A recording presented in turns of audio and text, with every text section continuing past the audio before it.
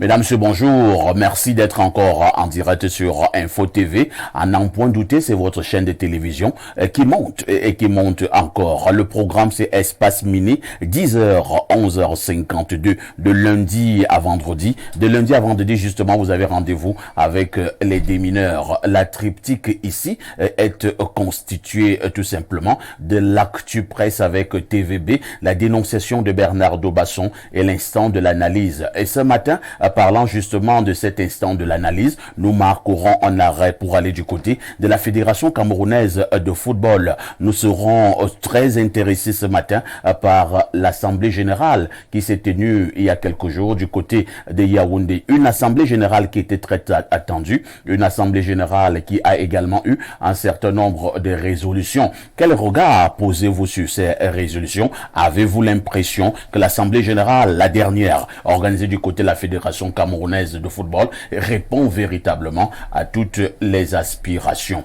Ce matin, ils seront pour cela juristes, ils seront analystes de sport, ils seront journalistes, ils seront consultants, avec un seul objectif: vous dire la vérité, rien que la vérité et toute la vérité. Au canal 307 sur Canal Plus International, nous émettons à partir de Yaoundé, la capitale politique du Cameroun. Et si vous regardez cette chaîne de télévision à l'instant, sentez-vous privilégié. Je commence par accueillir ces invités, certains qui sont déjà là. Bernardo Basson, bonjour.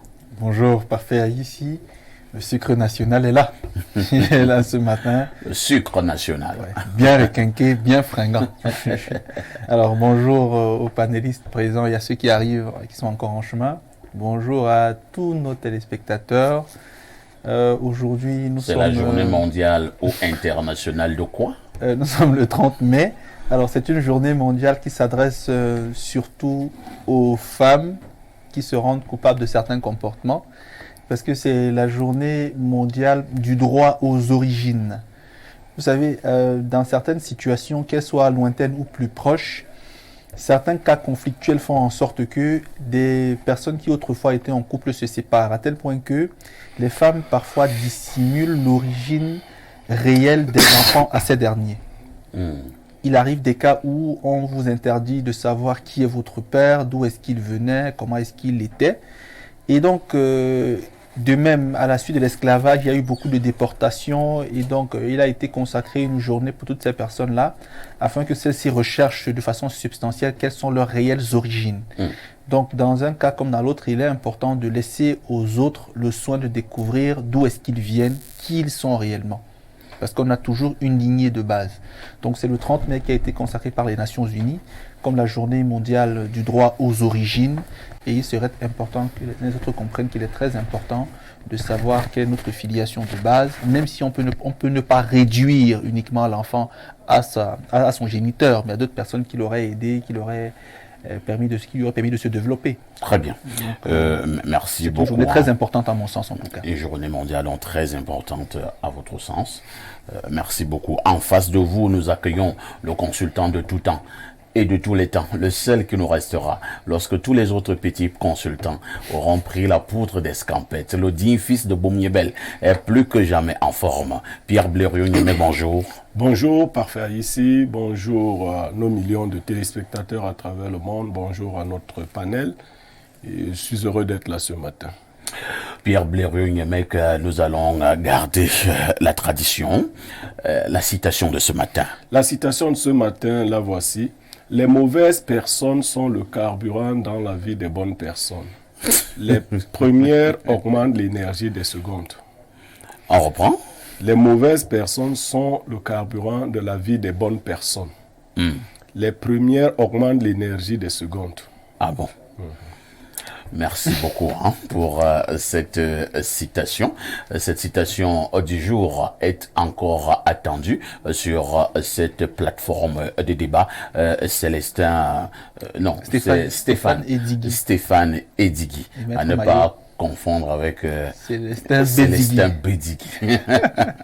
Donc, est encore attendu sur ce plateau Stéphane Edigui. Il est juriste et analyste de sport. Est aussi attendu Maître Maillot, au conseil juridique. Lorsque nous avons dit cela, nous prenons notre premier verre de vin rouge sans. TVB, bonjour. El Perfecto, bonjour. Bonjour à Blériot, bonjour également à Bernardo et ainsi qu'aux téléspectateurs qui nous regardent ce matin. C'est un plaisir d'être toujours sur ce plateau pour la revue de presse.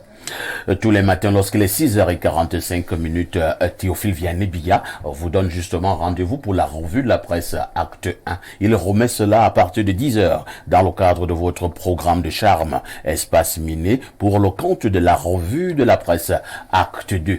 TVB, que disent les journaux?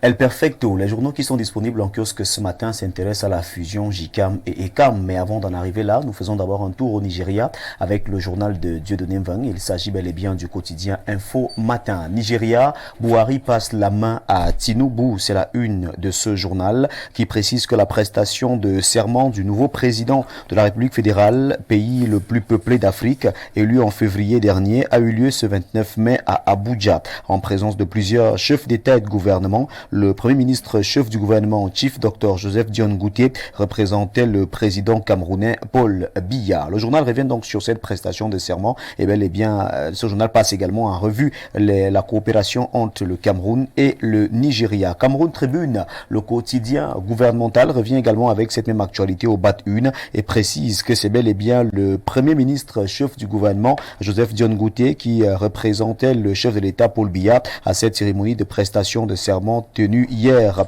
du côté d'Abuja. De la page 2 à la page 3, le journal Cameroun Tribune revient donc sur cette cérémonie d'investiture du nouveau président du Nigeria en la personne de Bola Ahmed Tinubu. On en parle ce matin de la page 2 à la page 3. Financement de la SND 30, 18 000 milliards en vue. Un mémorandum d'entente relatif à cet apport a été signé hier dans les services du Premier ministre entre le gouvernement camerounais et la Silk Road Investment Fund, un fonds d'investissement chinois, ce qui devrait apporter une première grosse vague de ressources destinées à la réalisation de projets dans le cadre de la stratégie nationale de développement 2020-2030. Choléra, on en parle avec le journal Cameroun Tribune qui présente donc ici la dangereuse négligence. La consommation habituelle d'aliments non lavés et d'autres qualités douteuses est à stopper si l'on veut en finir avec cette épidémie persistante depuis quelques semaines qui a déjà fait de nombreux morts. Les populations sont ainsi invitées à renouer avec les règles élémentaires d'hygiène. C'est un focus qui vous est présenté ce matin de la page 13 à la page 15. Mutation, le quotidien de Georges Alain Boyomo parle également du choléra. Épidémie, le choléra progresse et tue. C'est ce que nous dit le journal Mutation en page 9 en grande une. On parle de cette grève, les urgences sous perfusion. Déjà une semaine de débrayage des soignants au centre des urgences de Yaoundé. Le service est gravement perturbé et les négociations pataugent. Le journal Mutation revient donc sur le climat qui règne du côté du centre des urgences de Yaoundé quelques semaines après le début de la grève observée de ce côté. Émergence parle également de cette grève dans les hôpitaux. Les promesses de Malachi Manaouda sont présentées en page 5 du journal Émergence. Patronat, fusion très agitée entre les CAM et le JICAM. C'est la une du journal Émergence qui en parle ce matin. L'économie n'est pas en reste. Le quotidien de Thierry Ekouti parle d'infusion au JICAM. On présente donc cette actualité ce matin en page 3. Et si on laissait ce journal pour retrouver également en kiosque la nouvelle de Jacques Blaise Mvié, patronat, laisser les organes élus du JICAM décider. C'est la une du journal La Nouvelle. André Siaka, pris en flagrant délit de mensonges et de manipulation. Le journal en parle en page 3 et revient donc sur le climat du côté du JICAM. On en parle ce matin. Présidentielle 2025. Que veut encore dire Paul Biya au Camerounais? Que va encore dire Paul Biya au Camerounais? Le journal La Nouvelle s'interroge ce matin au bas de une. Ce journal parle également de foncier, ce que prévoit la loi de la page 7 à la page 8. Vous pouvez donc lire dans ce journal ce que prévoit la loi concernant le foncier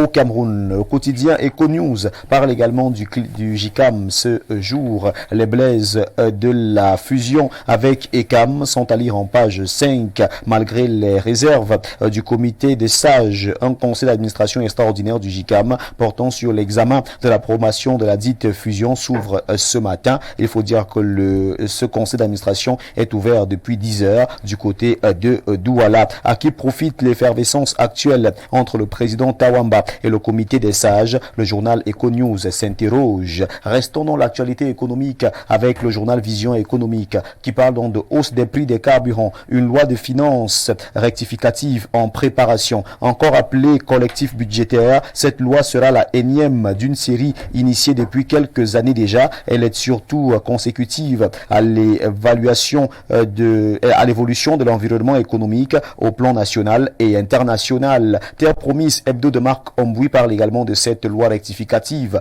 Budget, une loi rectificative, pourquoi et comment? Le gouvernement s'apprête à procéder à un collectif budgétaire suite à la dernière revue du FMI, Fonds monétaire international, alors que l'on entame bientôt le deuxième trimestre de l'exercice. Quels sont les tenants et les aboutissants de cette démarche? Le journal présente donc quelques pistes ici de la page 5 à la page 7. Insécurité routière, 2 accidents, 31 morts. Le macabre bilan enregistré dans 2 accidents survenus récemment suscite l'indignation par rapport au comportement des usagers et interroge sur les stratégies gouvernementales de prévention. Le jour d'Aman Mana parle de cet incendie et le journal Le Jour nous amène donc du côté de Messassi. Coupe du Cameroun, incendie à Messassi. Des espaces marchands ravagés par des flammes jusqu'à hier matin. Les spéculations sur l'origine du feu allaient bon train. Les pertes sont évaluées à plusieurs millions de francs CFA. Le journal Le Jour revient donc sur cette actualité du côté de Messassi ce matin. Comment la crise anglophone touche la région de l'Ouest? Le journal en parle de la page 2 à la page 3. C'est d'ailleurs la grande une de ce journal. Le Messager qui est disponible en kiosque s'intéresse aux incidents de Samlima. Comment vaincre le mal? S'interroge le journal Le Messager. Ce journal revient donc sur quelques réactions de la classe politique qui appelle le pouvoir en place à prendre des responsabilités qui sont naturellement les siennes. Assemblée nationale, des collaborateurs de Cavaille au CED accusés d'escroquerie. Les convocations signées par le service central des recherches judiciaires du secrétariat d'État à la défense en charge de la gendarmerie nationale secouent la toile. On revient donc sur ces multiples convocations en page 2 du journal Le Messager de Fepius Ndjawe.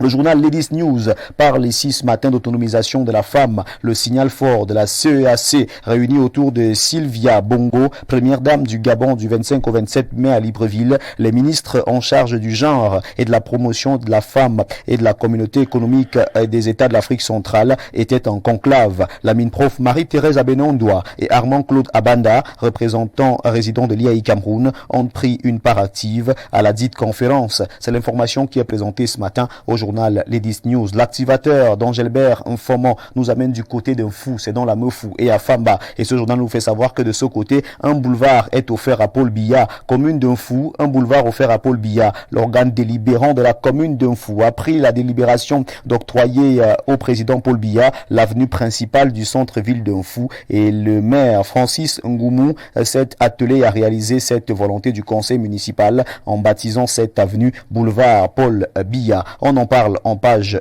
3. Présidentielle 2025, la Mofou et Afamba plébiscite Paul Biya. L'information est présentée en grande une de ce journal. Allons du côté d'Union Infoumou avec cette gratitude au bienfait du chef de l'État. Le journal La Primeur de l'Info en parle ce matin. L'Union Infoumou, très content de Paul Biya. C'était au cours d'une messe d'action de grâce organisée par les élites d'Union Infoumou le samedi 27 mai dernier à la cathédrale Notre-Dame de Lourdes d'Akonolinga pour les populations de ce département d'un autre genre. Le soutien sans faille de l'homme du 6 novembre 1982 est sans condition ni marchandage. Paul Biya reste leur idole parce que c'est un homme de bien. On en parle avec le journal La Primeur de l'Info Plus. On reste bien évidemment dans cette actualité politique avec la République Presse de Timothée Somba Bena qui nous amène donc du côté des Banga ce matin. Politique présidentielle 2025 et Banga appelle la candidature de Paul Biya. L'information est à lire en grande une du journal La République Presse. Et c'est bel et bien avec ce journal que nous refermons cette revue de presse acte 2 sur Info TV. Mesdames, messieurs, de votre aimable attention, infiniment merci.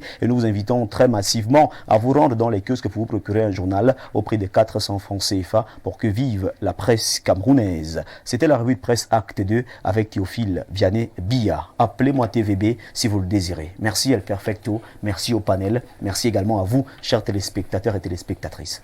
Merci à TVB pour cette brillante revue de la presse. presse. Comme d'habitude, vous ne partez pas. Oui. C'est pour nous donner le fait saillant qui retiendra notre attention ce soir aux 19h et aux 20h.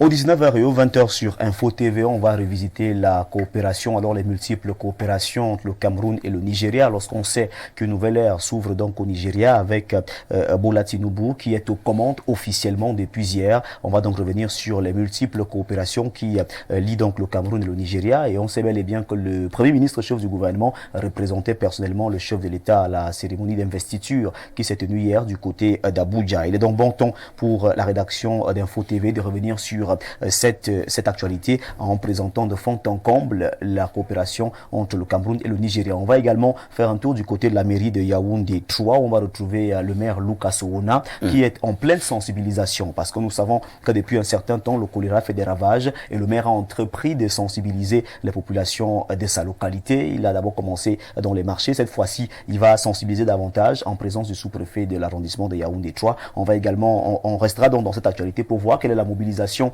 et les mesures prises par le maire de Yaoundé 3 pour lutter efficacement contre le choléra dans sa circonscription. Lucas Oona. Lucas Oona. Katino chante parfois Lucas Oona tel ne Singan. Debout comme les Singans. Debout comme les Singans. Ça peut avoir d'autres traductions aussi. Il y a le sens connoté et le sens dénoté. Dans le sens propre et le sens figuré. Lucas Oona, le maire de Yaoundé 3, félicitations pour cette campagne de sensibilisation. Oui. Mais à côté de cette campagne de sensibilisation, nous allons humblement dire quand même aussi au maire, nous voyons les problèmes par exemple d'eau potable. Exact. Au niveau de Yaoundé 3. Oui. Ce serait également une avancée non négligeable dans le cadre de la lutte contre justement cette maladie que vous appelez choléra. TVB. El Perfecto. À demain 10h. Avec le même plaisir, le même bonheur. Très bonne suite d'émission à vous ainsi qu'à tout votre panel. Merci beaucoup. Une actualité retient notre attention après cette revue de la presse de Théophile Vianney-Biya. Avant de prendre ce fait qui retiendra notre attention tout à l'heure, nous accueillons un autre invité qui nous a rejoint sur ce plateau. Maître Mayo, bonjour. Bonjour, Père ici. Bonjour, Abliru, Père Biro. Là, je remarque son troisième prénom que je ne parviens pas jusqu'ici à capter. Paulin. Ok. Pierre Biriou Paulin. Bonjour à Bernardo. Je suis très ravi d'être là. Je m'excuse d'ailleurs du petit retard que j'ai accusé. C'est quand vous avez le malheur de partir de chez vous une heure avant le rendez-vous. Vous allez toujours faire face, n'est-ce pas, aux multiples embouteillages qu'il y a dans les carrefours. Moi, j'en traverse, je crois, 3 carrefours avant d'arriver, c'est passant par la poste centrale. Et donc, ce retard n'est pas dû à ma volonté. Très bien. Mais je voudrais ici dire bonjour à nos millions de téléspectateurs qui prennent le temps de nous regarder, cette émission chaque fois que ils en ont l'occasion. Je voudrais vous rassurer que c'est l'une des émissions les plus regardées aujourd'hui entre 10h et 12h. Ah bon? Dans la place, oui, dans la place publique, enfin au niveau de la capitale, et même dans l'arrière-pays, parce que, voyez-vous, les analyses de Père Biro Paulin, aussi pertinentes qu'elles sont, et aussi sages, n'est-ce pas, qu'elles sont ne laissent personne indifférent au jour d'aujourd'hui. Donc, c'est aussi l'occasion pour moi de lui dire que, en réalité, la jeunesse que nous sommes, et lui-même déjà, devrait copier le modèle d'homme qu'il est. C'est-à-dire quelqu'un qui reste au milieu, ni radical, ni extrémiste, mais qui pense les choses, qui les dit de manière ouverte, en toute âme et conscience. Donc, c'était l'occasion. Et moi, ma famille, lorsqu'il est 10h, 10h, 12h, quand nous avons le temps, nous ne manquons pas l'occasion, n'est-ce pas, de regarder Espace Mini. Donc, félicitations à vous-même dans votre manière de gérer votre plateau. Je ne sais pas si cela peut expliquer le fait qu'il y a quelques jours, Cameroun Tribune puisse faire... Même Cameroun Tribune. Ah bon? Cameroun Tribune, c'était déjà jeudi, qui a fait une fleur à Info TV, naturellement à Espace Mini. Hier, c'était le très sérieux quotidien Le Jour, qui a également fait une fleur à Info TV, et notamment à ses programmes phares, tels que Espace Mini. Nous disons merci à ces quotidiens sérieux au Cameroun. Peut-être cela sera contagieux, je n'en sais rien, mais on verra. Maître Mayo est donc juriste, il est là parmi nous ce matin. Avocat. Un avocat, non. Juriste conseil. Juriste conseil. Et même s'il était un avocat n'est pas un juriste. Je suis conseil, je ne suis pas avocat. Alors, monsieur... J'ajoutais juste, non, c'est pas pour interrompre le- Alors, vous savez, nous sommes au Cameroun, nous connaissons ces contingences. Vous savez, ceux qui appartiennent au barreau, à cette association, sont très jaloux de ce titre. Ouais, Mais je vous avoue que le droit est un métier. tout à fait. Le droit est un métier et donc on peut pratiquer le droit comme on peut pratiquer la maçonnerie. Ouais. Donc, il suffit Avec juste d'être plusieurs couloirs. bien entendu, avec Avec plusieurs plusieurs couloirs. couloirs. Et c'est au Mais Cameroun. toujours est-il que le métier mère reste le droit. Oui, c'est le métier, Ouais. bien entendu. Merci beaucoup. Et nous disions donc tout à l'heure qu'une actualité avait retenu notre attention après la revue de TVB.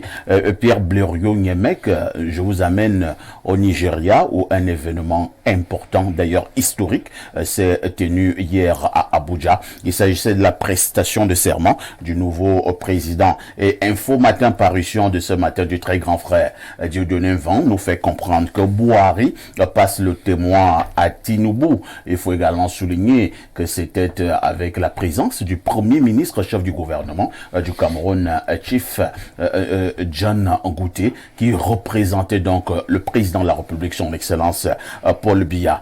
Question simple. N'avez-vous pas l'impression que le Nigeria a fait de grands bonds en avant pour ces quêtes de la démocratie? Une transition aussi paisible. Nous avons vu l'ancien président à côté du nouveau président. Et nous avons vu l'ancien président qui a fait visiter le palais au nouveau président et lui a dit au revoir et il est parti. Est-ce que ce ne sont pas des images fortes pour un continent comme le nôtre, le continent africain? Vous permettrez d'abord que je ne sois pas indifférent aux mots gentils qui ont été adressés à ma personne par Maître Mayo. Je lui sais gré de toute cette reconnaissance.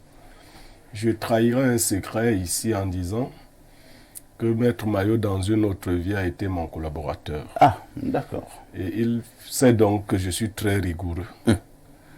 Et il peut compter sur moi pour le demeurer. Donc, il sait que je suis extrêmement rigoureux. Je ne le dis pas seulement dans la parlotte. C'est comme ça que je vis. Quand j'ai dit cela, le Nigeria parle à l'Afrique. Ouais. Mais en général, les pays anglo-saxons parlent à l'Afrique. Oui. Je crois que le malheur que nous avons eu, c'est que ce soit la France qui nous ait finalement colonisés. Disons qu'il y a d'autres pays francophones également qui vivent comme paisiblement. Le Sénégal. Non, faut laisser ça. Donc le grand malheur, c'est ça. Parce qu'on nous a donné trop de mauvaises habitudes. C'est-à-dire que les Français nous enseignaient à faire ici ce qu'ils ne font pas chez eux. Vous voyez, avec l'administration anglaise, le indirect rule, on a appris aux populations à se prendre d'abord en charge, à être responsables. Le Nigeria a connu des guerres très violentes, vous en avez souvenance. Mais finalement, les Nigérians se sont assis, en hommes sages, et ils ont trouvé une formule. Aujourd'hui, le pouvoir oscille très facilement entre le nord Et le Sud. et le sud. Mais à l'intérieur, il y a un certain nombre de jeux et d'enjeux politiques qu'on prend en compte. Le Nigeria est un État fédéral. Tout à fait. Parce qu'on a enseigné aux Camerounais qu'un État fédéral, ça veut dire que les populations ne s'aiment pas. Ça veut dire que c'est la division. Mais ce n'est pas possible. Il y a que, pour développer certaines réalités sociologiques, il faut les adapter à certaines formes de l'État. D'autres formes de l'État empêchent les réalités sociologiques de s'exprimer normalement.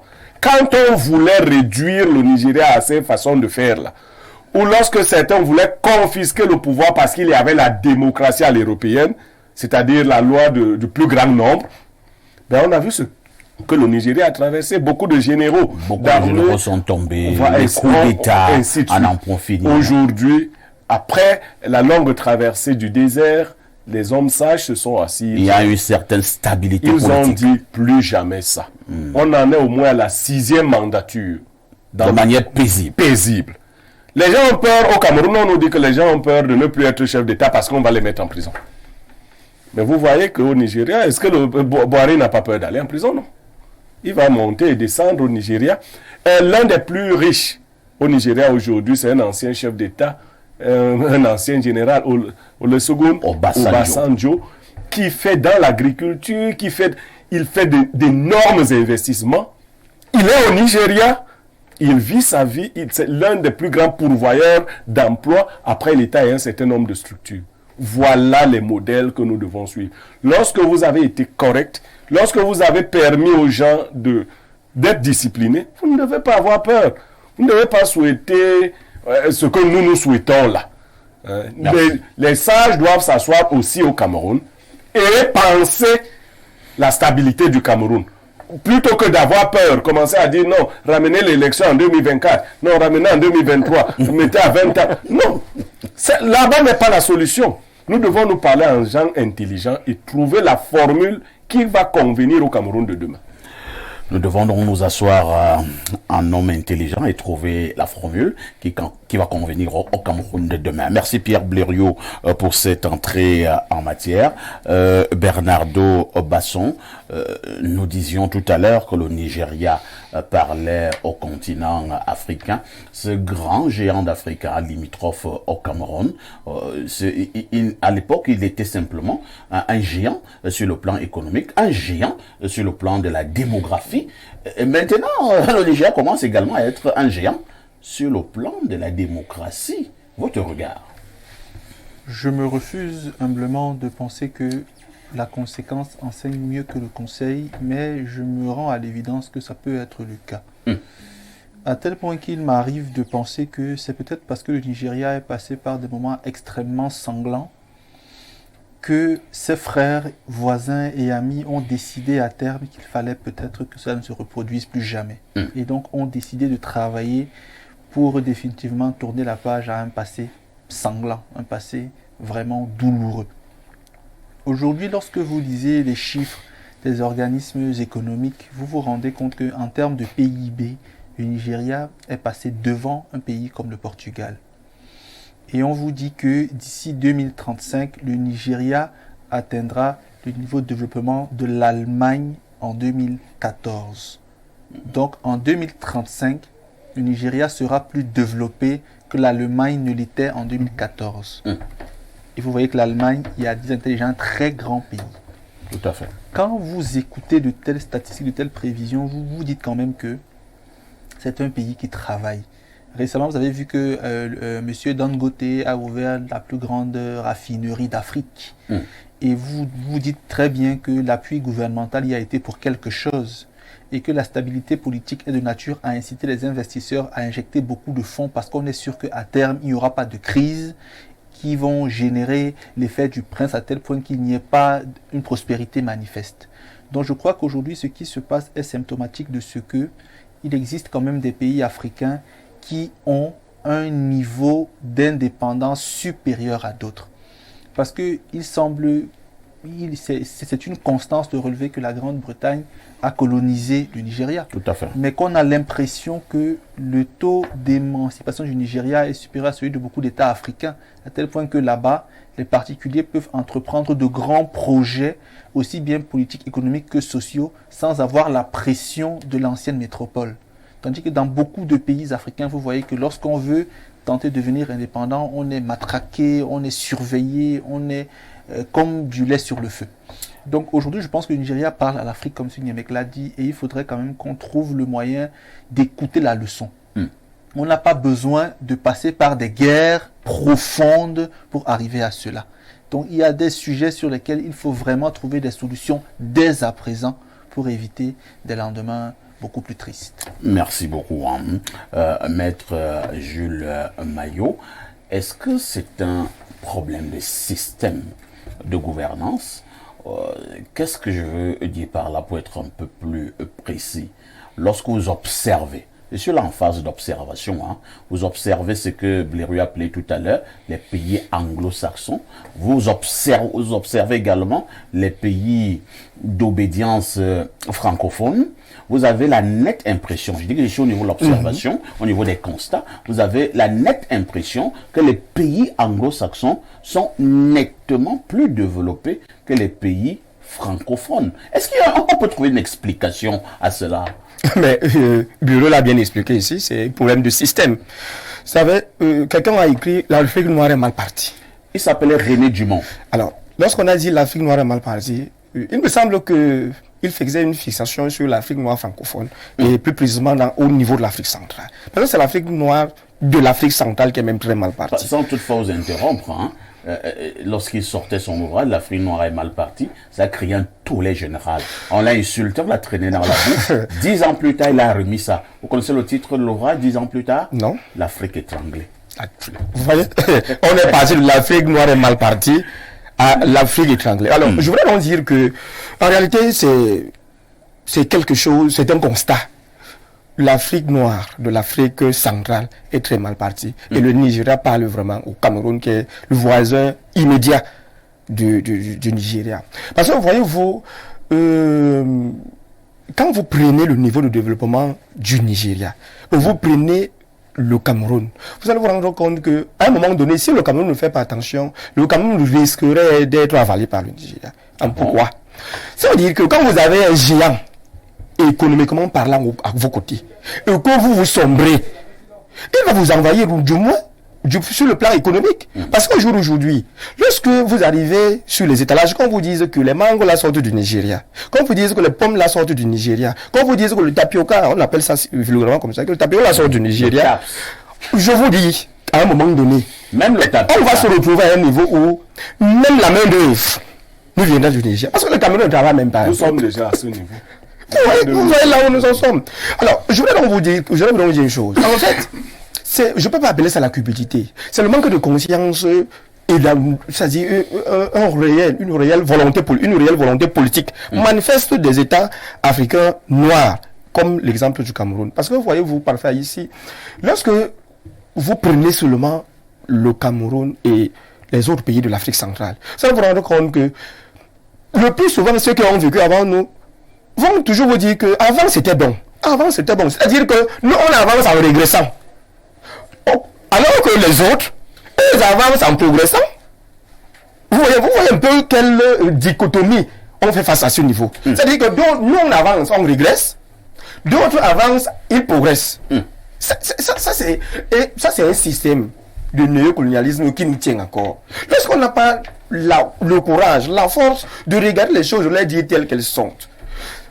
Dire qu'il faut l'alternance au sommet de l'État ne veut pas dire qu'on n'aime pas son État, qu'on n'aime pas celui qui n'est pas au pouvoir. Mais prôner le fédéralisme signifie-t-il comme est-ce que c'est là que moi j'attendais Blairu tout à l'heure.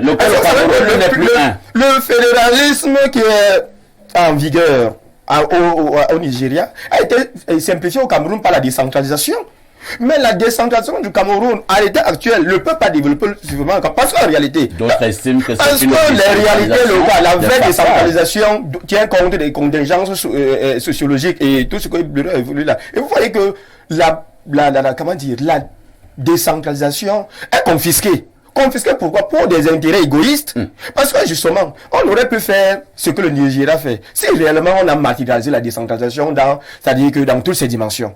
Mais tant que les choses sont confisquées au niveau central et qu'on nous parle de transfert progressif des ressources,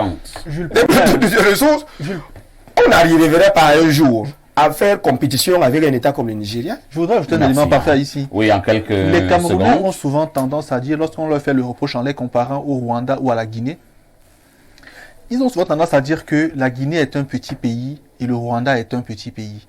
Qu'est le Nigeria donc? Très grand pays. Vous voyez donc que le niveau de développement n'est pas forcément en fonction de la démographie, mais de la politique qui est mise en place pour développer le pays.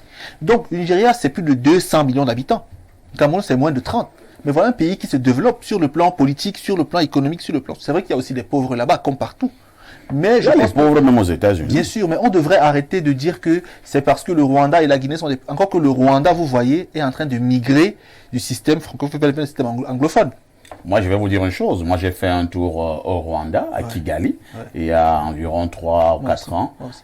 Lorsque je suis arrivé à Kigali, la vérité est que le Rwanda était un pays francophone. Bien, c'est ce que je suis en train de dire. À partir de l'année 1994, après ce que vous avez appelé génocide, oui. ils ont adopté une deuxième langue nationale, c'est-à-dire l'anglais. Oui. Maintenant, quand vous arrivez au Rwanda, je vous assure, s'il y a 10 Rwandais, il y a peut-être que 2 qui parlent encore français. Voilà. Les autres Il y parlent a une anglais. migration. Et le Nigeria a sa monnaie. Et nous le avons les Ghana a sa conséquences. monnaie. L'Éthiopie. Vous voyez qu'il y a quand même des signes comme ça qui démontrent que ces pays-là essaient quand même de sortir du colonialisme.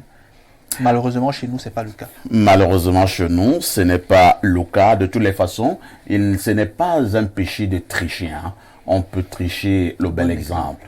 Le Nigeria, plus que jamais, parle au continent noir. Et surtout aux pays francophones. On accueille Stéphane Edigui, qui nous a retrouvés. Stéphane, je ne dirais pas aux téléspectateurs que vous êtes venu en retard. Stéphane, bonjour. Bonjour, parfait ici. Bonjour à ton riche panel que je retrouve avec beaucoup d'enchantement. Je voudrais présenter mes excuses à vos téléspectateurs. Effectivement, je viens de faire 1h45 dans les embouteillages. On a dû me laisser à Olezwa pour que j'en prenne la moto. Ce n'est pas évident. Vous savez que je suis dans la banlieue de Yaoundé à Olembe. Ce n'est pas vraiment évident. Donc, je languissais d'être à cette émission. Enfin, je suis là. Je salue Arthur du Carrefour des Carreaux et Vatis Colline qui fêtait son anniversaire hier. Vous étiez de la partie. Heureusement. Ça fait fort. Pas vraiment. Merci Stéphane Edigui. Je souligne que vous êtes juriste, mais également analyste de sport. Votre apport nous sera précieux dans le cadre de ces échanges. Le temps pour nous de prendre un autre verre de vin rouge 111.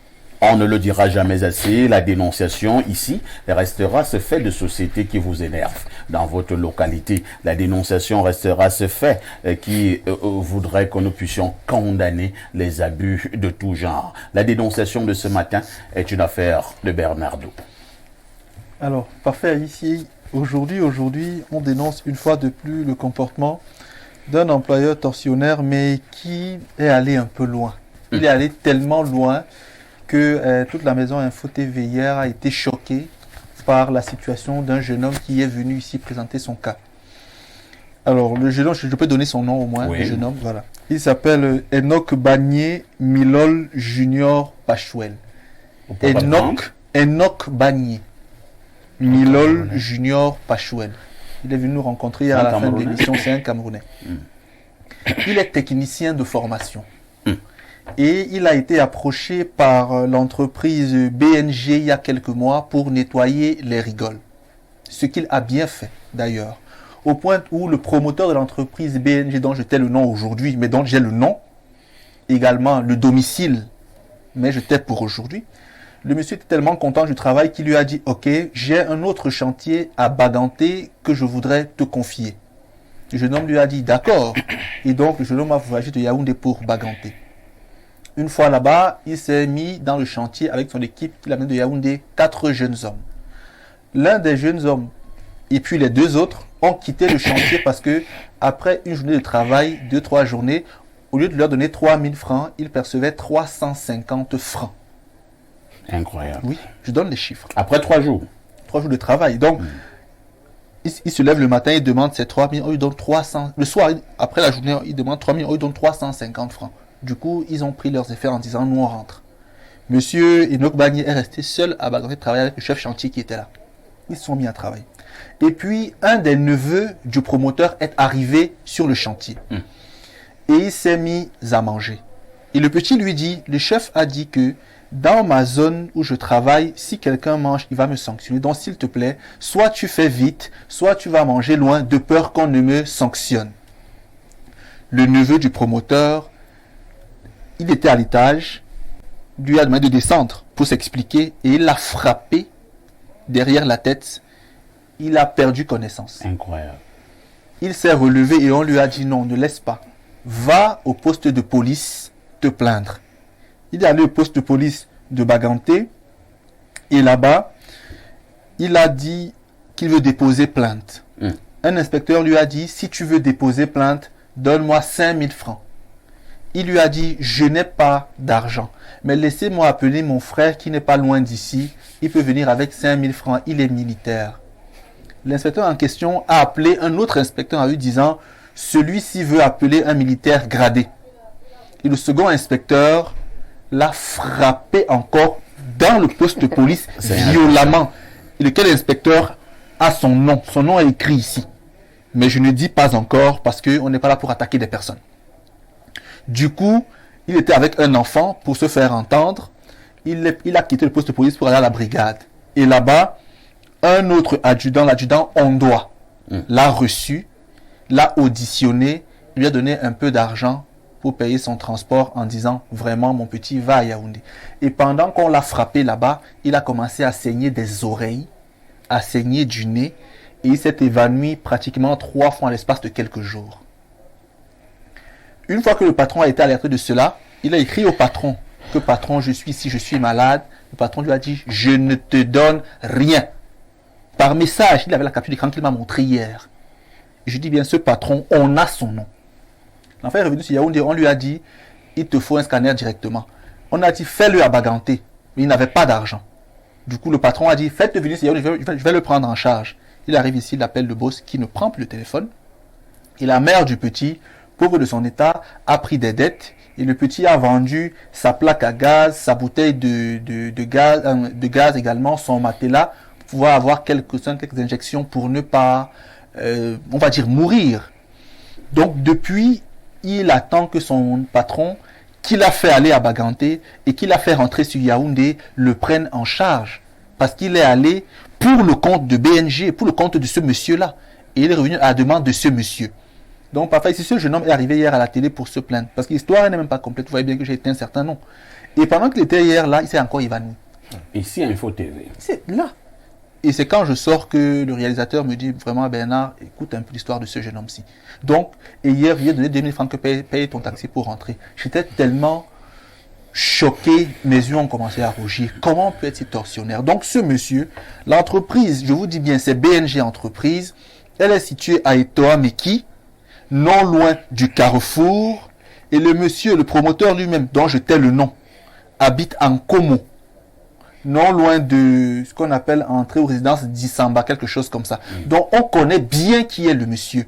Que ceux qui nous écoutent et qui le connaissent lui disent que cette affaire va aller très loin et qu'il s'occupe de cet enfant. Très bien, merci. Voilà. À un moment donné, même en tant que présentateur, vous risquez de perdre votre latin. Stéphane Edigui, les mots me manquent. Comment un homme peut être aussi cruel? C'est ce monsieur qui amène le jeune homme. Il a à peu près quel âge? Environ 25-26 ans. Environ c'est un jeune homme, 26 ans. Un jeune homme. C'est lui qui l'amène du côté de Baganté. Et du côté de Baganté, le petit frère du patron, c'est lui, le neveu du patron, c'est lui qui le frappe d'abord. Il s'évanouit. Il arrive en commissariat à Baganté. Pensant que là-bas il va trouver justice ou un peu de réconfort. Là-bas même encore le policier le tabasse. Finalement il arrive à Yaoundé, quand il appelle encore le monsieur qui l'a fait partir à Baganté, dont son patron. Il ne prend pas le téléphone, il envoie un message, il dit qu'il s'en fiche éperdument. Je vous demande de poser un commentaire. Vous savez, monsieur, ici, on a le nom du policier qui l'a frappé, je vous dis bien. Donc, il a lu le nom du policier qui l'a frappé. Donc, voilà. Merci. Bon, vous savez, parfois ici, le juriste que je suis a souvent une particularité, c'est celle d'être froid. Quelquefois, mon épouse me demande si il m'arrive de ne plus avoir le cœur. Si vous n'avez plus de cœur. Bon, parce que pour moi, vous savez, c'est la version du petit qui est éploré, oui, bon, mais il faut un peu de contradictoire, c'est-à-dire essayer d'appeler le patron en question pour l'entendre sur cette question, essayer de voir si on peut avoir le contact du commissaire s'il est au courant de ce que son élément a fait, Il m'a donné essayez de recouper l'information. En journalisme, vous comprenez un peu. Vous pensez, En droit, vous pensez en réalité que ce jeune homme est venu faire le théâtre hier à Info TV? Du tout. Mais je voudrais vous dire que Il a laissé les contacts. quand vous allez au tribunal, vous réalisez qu'il faut faire très attention. Et ça, je dis souvent ça aux membres de ma famille qui viennent souvent se plaindre. Il leur dit non. L'accusation n'est pas toujours... C'est-à-dire la partie civile n'est pas toujours...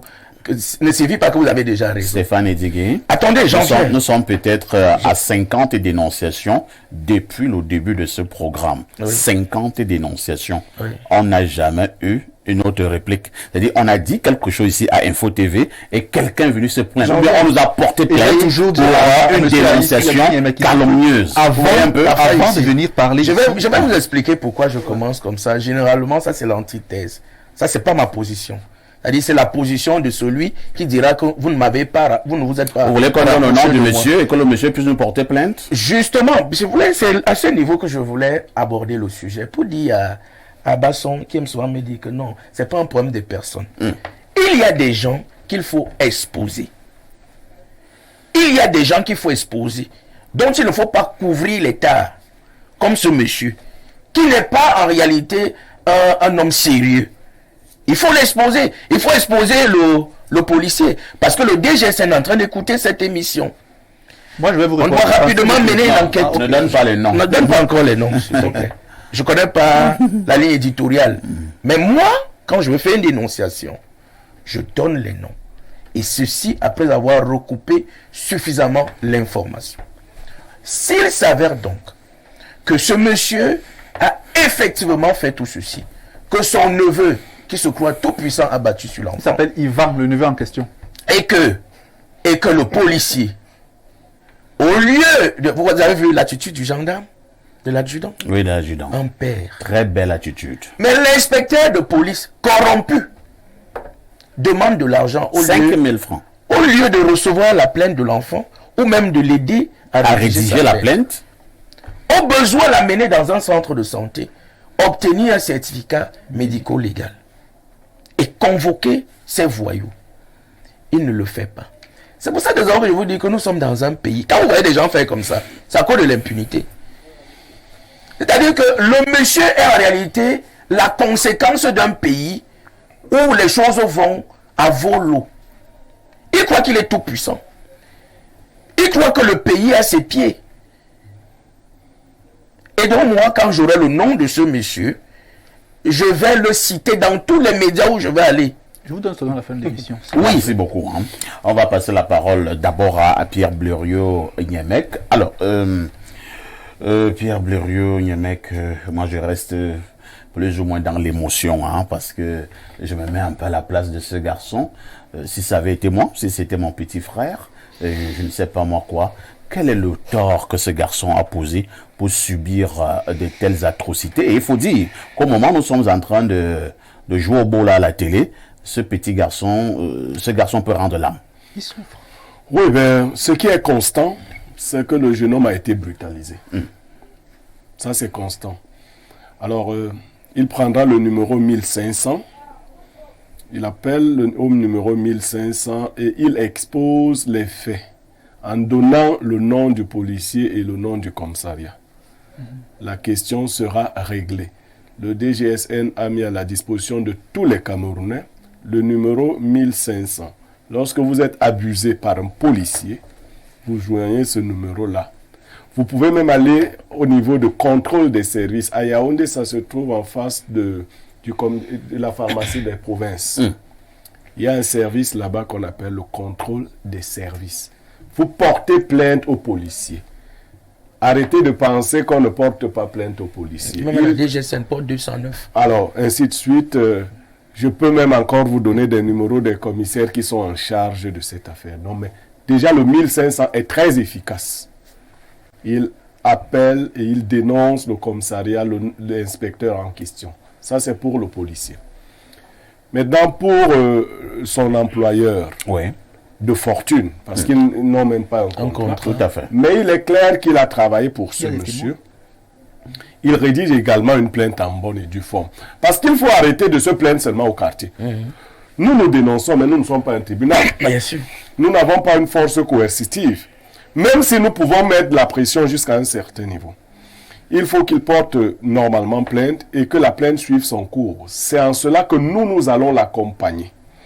Nous avons et nous connaissons des magistrats très sérieux qui enlèvent souvent tous les galons que les gens s'attribuent à tort et à travers. Je suis tout puissant, je peux faire ci, je peux faire ça. Non, je suis Dieu. Si les gens ne regardent pas les mutations qui ont cours dans notre société, cela me choque parce que ceux qui croyaient qu'ils étaient déjà arrivés ont fini par se rendre compte que le monde pouvait changer. Et le monde peut changer pour tout le monde. Les abus de cette nature sont inacceptables. Vous devez protéger la vie et la sécurité des gens qui travaillent pour vous. Ce jeune homme, je l'ai aperçu hier, je n'ai pas eu le temps de suivre tout son récit, mais il était tout en larmes. Il a été victime d'un certain nombre d'abus et qu'il faut dénoncer. Il ne faut pas avoir peur de ceux qui disent qu'ils sont puissants. La superpuissance n'existe pas. C'est un leurre. Et lorsqu'on leur met suffisamment de pression, ils deviennent tout petits. Et ils sont même très vulnérables. Je vous ajoute que le média est très puissant. Surtout quand il est correct comme le nôtre. C'est-à-dire qu'il ne fait pas... Nous ici, nous ne parlons pas des gens pour qu'ils aillent... Quand je vous dis souvent, que Parfait vous le dit, de ne pas donner les noms en premier, c'est qu'on prend la précaution d'avoir toute l'information. Ce n'est pas qu'on a peur des noms. Si nous citons les vrais noms, le monsieur là, lui, il a quel nom? Moi, je vois, il n'a aucun nom. Il n'est rien. Oui, il n'est rien. Moi, c'est des noms durs. Des caïds. Dans son nom, c'est que nous refusons de créer des situations de personne à personne tant que nous n'avons... Mais s'il résiste, alors que nous avons déjà les preuves de sa mauvaise foi, nous allons l'exposer, comme il disait, et il ne fera rien. Parce que, vous savez, quand vous avez l'habitude d'attraper les mouches du revers de la main, un jour vous attrapez l'abeille. Il peut se dire que comme Niemera a cité mon nom, je vais m'en prendre à Niemer, mais Niemer c'est les abeilles. Donc, on va citer le moment venu. Merci beaucoup, hein, Niemer les abeilles. Alors, Maître Jules Maillot, situation un peu compliquée, situation qui fait véritablement pleurer. Votre commentaire et votre appréciation. Ah oui, je vais parler là en tant que conseil. Lorsque j'entends les faits qu'on vient de relater, ce que je peux dire aux jeunes, première chose, c'est de faire un certificat médical. D'abord. Il doit se rendre à l'hôpital, qu'il soit consulté et qu'il soit même traité. Parce que lorsque j'entends les faits, quelqu'un qui s'évanouit à tout bout du chemin, mais c'est grave. C'est très sérieux. C'est très grave. Et qui saigne. Il faut qu'il aille à l'hôpital. Et il faudrait peut-être que nous l'aidions à trouver un espace dans un centre hospitalier qui puisse le prendre en charge, au moins comme cas social. Parce que lorsque j'entends le récit, là, son cas, c'est d'abord stabilisé. S'il faut faire un scanner au Cameroun, et qu'il faut faire la plaque à gaz, il faut vendre les méchants, vous allez faire même quel genre. Il faut avoir au moins 100 000 francs. Voici là où il faut d'abord sauver le petit. Deuxième chose, c'est que il y a là deux volets du droit. Le volet pénal et le volet social. Le volet pénal touche deux personnes. Le neveu du patron, qui l'a violenté. Il n'est pas au-dessus de la loi. Donc, nous sommes là en face, n'est-ce pas, d'une infraction, soit de voie de fait et violence, soit recours aux blessures. Deuxième chose, le super policier. Non mais attends. Lui, toi, tu vas au commissariat pour se plaindre. Tout est être de discipline. Oh là avant d'être les deux inspecteurs là, parce que ils doivent d'abord, n'est-ce pas, faire l'objet, c'est-à-dire on doit les envoyer au conseil de discipline de la police, puis celui qui l'a tabassé, lui doit être traduit devant le juge. Parce qu'en réalité, nous avons en droit second une dichotomie de faute de service et faute du service. Nous sommes là en face d'une faute de service. C'est-à-dire que vous êtes en service et vous ne vous déployez pas pour ce que vous êtes là pour faire, vous vous déployez pour autre chose. Tentative de corruption pour celui qui a demandé 5 000. En réalité, les services publics sont gratuits. On ne paye pas pour avoir... Cette histoire où tu arrives dans une gendarmerie pour te donner la convocation de 2 000. On te dit qu'il n'y a pas les frais. Je dis à tous les usagers, dès lors que vous déboursez de l'argent pour les services publics, on vous donne le reçu. Par parce que le reçu témoigne que cet argent entre dans les caisses de l'État. Mais cet argent qu'on donne, on met dans la petite veste et après on traverse le carrefour pour boire au premier bar. Mais ça, c'est pas bien. Donc, nous avons une tentative de corruption. Nous avons au niveau du commissariat, n'est-ce pas, la violence et voie de fait. Maintenant, au niveau de son patron, le contrat de travail peut être verbal ou écrit. Tant que tu as sollicité l'activité professionnelle d'une personne et qu'il a consenti sous ton autorité et ta direction, il devient ton employé et tu es son employeur. Et partant de là, il doit rédiger une requête pour saisir l'inspection du travail de compétences pour que ce monsieur soit interpellé au niveau de l'inspection du travail. Et partant de là, s'il n'y a pas de conciliation, là, il va donc saisir le juge au plan social pour que ce monsieur puisse lui payer ses droits. Très bien. S'il vous plaît, ce monsieur est de Banganté. Cette information, vous l'avez parce qu'on allait lui rendre service à Banganté. Je ne sais pas s'il est de Banganté. Non, c'est un nom qui non. peut avoir une consonance. Vous me donnez... Non, en fait, c'est parce que pendant qu'on y est, une personnalité m'a demandé si le monsieur est de Banganté. Ah, d'accord. Là, d'accord. Voilà. Parce qu'elle voudrait remonter, elle ne voudrait pas que sa ville soit salie. Je ne sais pas si il est originaire. On verra. Ah non, déjà commencé. Okay. De toutes les façons, les abeilles ont commencé. Nous allons donner le nom de monsieur à la personnalité. Voilà. Qui vient de vous écrire. Certainement, la personnalité, elle est est de de Banganté. D'accord. Voilà. Il ne faudrait pas que Banganté soit sali. Elle dit que Banganté est une ville propre. S'il y a de telles personnes qui vivent là-bas. Monsieur Parfait, ici, Oui, je voudrais ajouter juste un petit truc. Oui, en quelques En secondes. fait, je suis un peu éploré par l'attitude de certains employeurs qui pensent que ceux qui travaillent pour eux sont, j'allais dire, des animaux. Il faut qu'on se le dise, sans l'employé, le patron n'est rien. C'est-à-dire que c'est même l'employé qui est le patron du patron. Parce qu'il vous rend service que vous ne pouvez pas... Vous parlez du Cameroun ou bien Non, je vous dis que c'est ça, en fait, c'est ça du principe. En principe, c'est l'employé qui fait la force du patron. D'accord. Mais nous avons des pseudo-patrons au Cameroun qui se prennent pour des demi-dieux. C'est-à-dire que tu veux travailler pour lui et il vous transforme en quelqu'un qui doit aller faire les courses à la maison sous peine de perdre ton poste de travail. Non, vraiment. Il doit laver les sous-vêtements de sa femme. Arrête de chosifier leurs employés. Merci beaucoup, hein. Le message est passé. Bernardo qui est donc celui qui a dénoncé ce fait. Bernardo, nous t'écoutons pour ton regard. Alors, Maître Maillot a évoqué des aspects juridiques sur lesquels je comptais revenir. Mais sur le contrat de travail, je vais apporter une précision qu'il connaît très bien et Stéphane aussi. C'est que les conditions d'établissement d'un contrat de travail, qu'elles soient écrites ou qu'il soit écrit ou qu'il soit oral, c'est l'existence d'une prestation, l'existence d'une rémunération et d'un lien de subordination entre les parties. Ça veut dire qu'il y a bien un contrat de travail. Le contrat est établi. Le contrat est établi. Donc le juge social va tout de suite établir qu'il y a eu, si je pars de Yaoundé pour Banganté à ta demande, il y a la subordination. Si je suis censé te rémunérer, si je ne le fais pas, il y a l'existence d'un lien de rémunération. Et si j'exerce une prestation que tout le monde a vue, donc sur la base du travail, elle est établie déjà cette base-là. Deuxièmement, moi je vais dire deux choses, pas beaucoup. La première, c'est que ce n'est pas un crime d'être pauvre. On n'a pas la même chance dans la vie. On ne vient pas à la vie de la même façon. C'est un des avantages que d'autres n'ont pas. Et abuser des pauvres, c'est être méchant. Je vous avais dit ici que éprouver de la douleur, c'est être vivant. Mais éprouver la douleur des autres, c'est être humain. Donc ce patron est inhumain. Deuxième chose, ce jeune homme ne peut même pas facilement arriver au commissariat et s'exprimer. Parce qu'il est un peu comme j'étais il y a quelques années.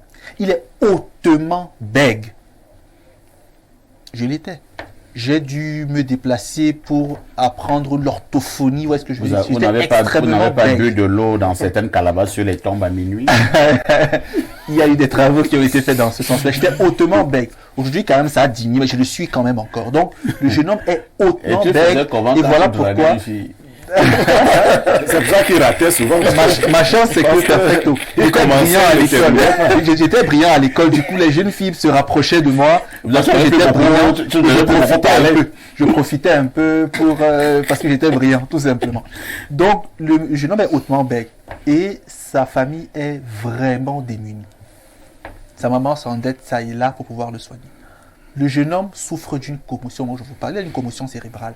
Parce qu'il perd la conscience à tout Moi, moment. je pense, je vais vous interrompre, Bernardo. Je pense que certains l'ont déjà dit sur ce plateau. Je le dis encore avec emphase. Au moment où nous sommes en train de parler, faisons déjà un effort pour que ce garçon aille d'abord à l'hôpital, pour que sa situation puisse d'abord se stabilise. Parce qu'on lui a exigé Parce que cette affaire, un scanner. quelqu'un perd la mémoire à tout bout de champ, là, moi, ça m'inquiète. Quand le sang commence à couler des le sang oreilles. coule des oreilles, des narines. Mais Stéphane, On ne sait pas ce qu'il y a là-bas dans la tête et tout. Donc, il faut qu'on essaie déjà de voir comment le garçon peut aller à l'hôpital. El Perfecto, Oui. je vous dis que le jeune homme s'est écroulé hier devant à la À Info TV, S'est alors qu'il écroulé. venait pour dénoncer. Il a fait peur à tout le monde. Vous voyez, parce que justement, il n'arrivait pas à se tenir debout. Et même pendant que je le raccompagnais, il n'arrivait même pas à marcher. Vous avez le contact du monsieur là, de son bourreau. Il m'a donné le contact. On a tout. Après l'émission, On a le nom, ramener. on a le D'accord. contact, on a Parce vraiment... que le rouleau compresseur va doit commencer se mettre en marche. Vraiment. Nous allons lire les messages jusque-là enregistrés. Bonjour, Lonkuta de modérateur. C'est ce type de patrons qui sont invités à étudier le 20 mai parce qu'ils ont des relations. Voilà le gars qui a le pouvoir. Bon, là, je ne suis pas sûr. En même temps aussi, nous dénonçons ce patron véreux. Mais il faut aussi avouer qu'il y a des bons patrons. Oui, il y a des Tous bons les patrons. patrons ne sont pas méchants. Il faut aussi faire la part des choses. Mon ancien patron se comportait un peu de la sorte. Il menaçait les employés. Il disait même qu'il va tirer sur certaines personnes qui lui réclamaient de l'argent en disant qu'il a des relations jusqu'à Etoudi. Et je l'ai vu à Etoudi ce 20 mai 2023. Je me suis demandé si le président Biya savait qu'il invite des bandits à Etoudi. Nota bene, c'est un haut cadre du RDPC dans le Noun, Ndembangani David à Douala. Lisez mon message, je donnerai son nom la prochaine fois. Bon, vraiment, on m'a dit la dernière fois, c'était 12 000 invités au palais présidentiel. Vous pensez vraiment que Biya connaît les 12 000 Il ne connaît même pas mieux. Je ne suis même pas sûr que Biya connaît même 500. Même 200, c'est Il connaît même. Il y a même déjà. Il y a connaît Une mafia qui se passe, qui passe depuis là où on propose les billets d'invitation aux gens pour ça, 100 000 francs. On va D'autres vendent les billets d'invitation du palais. D'autres fabriquent même eux-mêmes leurs Et puis billets sachez que d'invitation. les gens achètent des billets d'invitation pour le palais, se font filmer là-bas pour venir arnaquer aussi au quartier et faire ce que vous appelez là les passes droits. Bonjour à tous, merci Info TV, merci Info TV, merci Info TV. Vous êtes la voix des sans-voix. Juste vous dire qu'à la compagnie de gendarmerie de Ndorbon, il faut débourser 20 000 francs pour déposer une plainte. Et pourtant, c'est écrit là-bas que c'est pas payant. Incroyable. Autre message le 1500. ce matin. Là-bas, c'est le 1500. Bonjour les Bao parfaits. C'est vraiment regrettable de savoir que ce sont nos autorités qui existent, les gens qui incite peut-être. vous voulez dire qui incitent les gens à la rébellion. Si le jeune homme engage la bagarre, on devait dire qu'il s'est rendu justice. Voilà le policier qui nous fait comprendre que sans argent, on n'a pas le droit à la justice. Rodrigue Tchudje, Baganté de luxe, Douala Bonanjo. Mais, toi, tu es de Baganté. Oui, oui. Mais il a l'air Et ça s'est sérieux, passé à Roger. Baganté, hein. Il a l'air sérieux, ils sont pas... Les Bagantais, ils sont pas tordus, hein. J'espère que Madame le ministre Ketia Cortés est à l'écoute de cette Elle est effectivement à l'écoute. On sait que Madame Ketia ne blague pas avec ce genre d'abus. Bonjour parfait, votre panel. Je désire... comment tu dis? Je désire le contact de Maître Maillot. Bon, je pense que tu voulais dire que tu veux le contact de Maître Maillot hors antenne. Je suis le capitaine Mackenzie David Mindef. J'ai un dossier brûlant avec ma banque SCB. D'accord. Appelez après l'émission. Je vais vous donner le numéro de Maître Maillot. Autre préoccupation ce jour. Nous prenons celle-ci. Bonjour le plateau. Juste... pour vous féliciter à propos de la qualité de votre émission qui ne cesse de croître. Vous ne vous doutez pas à quel point votre émission a de l'audience. Ce matin encore, un aîné m'a téléphoné pour me demander le numéro de la chaîne pour suivre l'émission qu'il avait captivé vendredi dernier. Il y a Dieu dedans, un seul mot continué. Merci. Il y a Dieu dedans. C'est Steve Eya depuis Kribi. Je pense qu'il veut parler de l'émission. Nous avons fait une dénonciation sur les invents. Effectivement, oui, l'émission oui, est en train de faire le tour du monde. Oui, oui, oui. La dénonciation sur les invents. Autre message ce matin. Je suis sûr que l'employeur là est un homme de... je ne vais pas dire. Là, ce sera le tribalisme. Ce sont eux qui sont comme ça. Moi-même, j'ai été accusé d'un vol que je ne connaissais pas. Et dit qu'une autre communauté n'est pas comme ça. Bonjour, je suis une fille Betty de luxe. Waouh, incroyable. Betty de luxe. Salut, je vous suis en direct. Je suis victime de beaucoup d'abus. En effet, n'ayant pas trouvé d'emploi, ayant quand même fait des études, je me bats à faire des répétitions. Vous savez ce qu'est devenu l'éducation par rapport à cela. Beaucoup de parents se tournent vers les répétitions. En effet, il y a une dame qui me doit et refuse de me payer. J'aimerais essayer une autre tentative d'octroi de mon argent. Sinon, je vous prierai de citer son nom, après vérification bien sûr. Moi, j'ai une santé à préserver et je me bats à faire des répétitions. J'ai l'impression qu'on minimise cette facette de l'éducation. S'il vous plaît, veuillez en parler. Merci. Bon, nous en avons déjà parlé. Bonjour, les 100 canards de modérateurs. Le 100 canards, c'est pas d'arachide. Il n'y a pas d'arachide, faites à la barbite cuite. J'aime Elle bien. chauffe, hein? Je suis fan. Avec Avec le bâton. C'est très vrai sur les chocos dans les postes de police et gendarmerie. Dernièrement, la gendarmerie de Soie, on m'a demandé 2000 francs CFA pour déposer une plainte. C'est Eric de Soie. Bonjour les démineurs, s'il vous plaît, lancez les cotisations. Nous allons contribuer pour ce jeune compatriote. Cependant, s'il vous plaît, occupez-vous de ce policier et patron. C'est Rodrigue de Ngaoundéré. D'accord, Rodrigue, on a suivi, hein. Autre message ce matin. Bonjour sur le plateau. Je ne comprends pas pourquoi, lorsque je vous capte Info TV, sur TNT, il n'y a pas de son. Je suis obligé d'aller au salon, vous capter sur Canal Plus pour avoir le son. Boris Desima, fidèle téléspectateur d'Espace Miné. Moi, je ne sais pas. Il est dans le câble. Apparemment, voilà pourquoi il parle de TNT. Je vous ai fait comprendre que nous avons un problème. Je ne sais pas s'il faut appeler ça problème. La majorité des câbles, ils ont plusieurs chaînes camerounaises, hein, mais ils sont rares, les câbleurs qui mettent le signal d'Info TV dans le câble. Il faut dire la vérité. On avait interdit aux câbleaux distributeurs de prendre le signal d'Info TV. Bon, maintenant, ils ne comprennent pas que le monde a changé, qu'ils peuvent quand même prendre le signal d'Info TV. C'est ça. Voilà, donc moi je ne comprends pas. Chers câbleurs, Prenez Info TV. prenez le câble. Vous ne prenez pas Info TV, c'est vous qui perdez. C'est Info TV qui monte actuellement et qui ne fait que monter. Hein? Donc c'est comme ça. Donc, prenez un Info signal d'Info TV et je vous en supplie, mettez Info TV dans le câble. Ça ne vous enlève rien. Les téléspectateurs en demandent. D'accord. Bonjour à toi, Perfecto, et à tout ton panel. Très bonne émission, comme d'habitude. Merci pour l'édification. C'est Charles des Foulanes. Autre message. Bonjour, Perfecto. Tu manques à Vision 4. Oh, pardon. Nous sommes sérieux ici. Il manque de Toi, tu penses que Info TV n'a pas besoin de moi? Michel depuis Nsam. Ah, je comprends, tu es du quartier Nsam. Autre message, je vous amène au 213. C'est l'Algérie. Perfection, bonjour et bonjour au panel. J'ai fait la découverte de 2 sites vraiment extraordinaires sur Internet. J'ai l'impression que bientôt, la machine va remplacer l'homme. Les 2 sites s'appellent ChatGPT et IA. Il suffit que tu entres dans ce site et tu demandes ce que tu veux. Par exemple, tu peux lui demander de t'écrire un éditorial, un reportage, un film, une musique, des lois, une thèse, etc.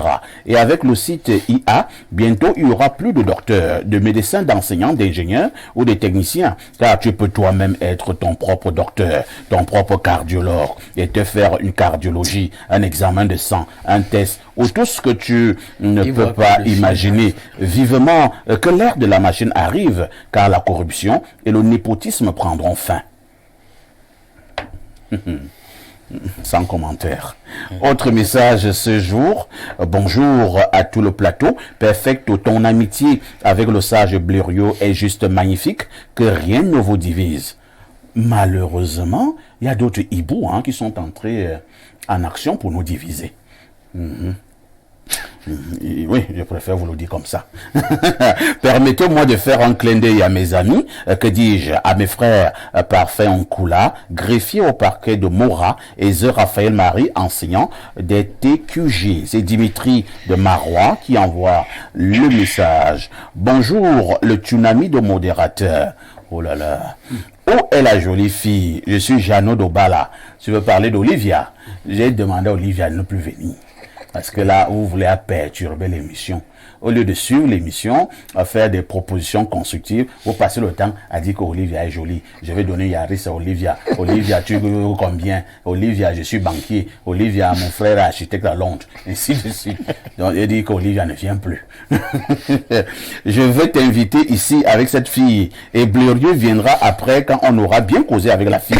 Chez Okali. Donc, je pense que Blérieux peut dire...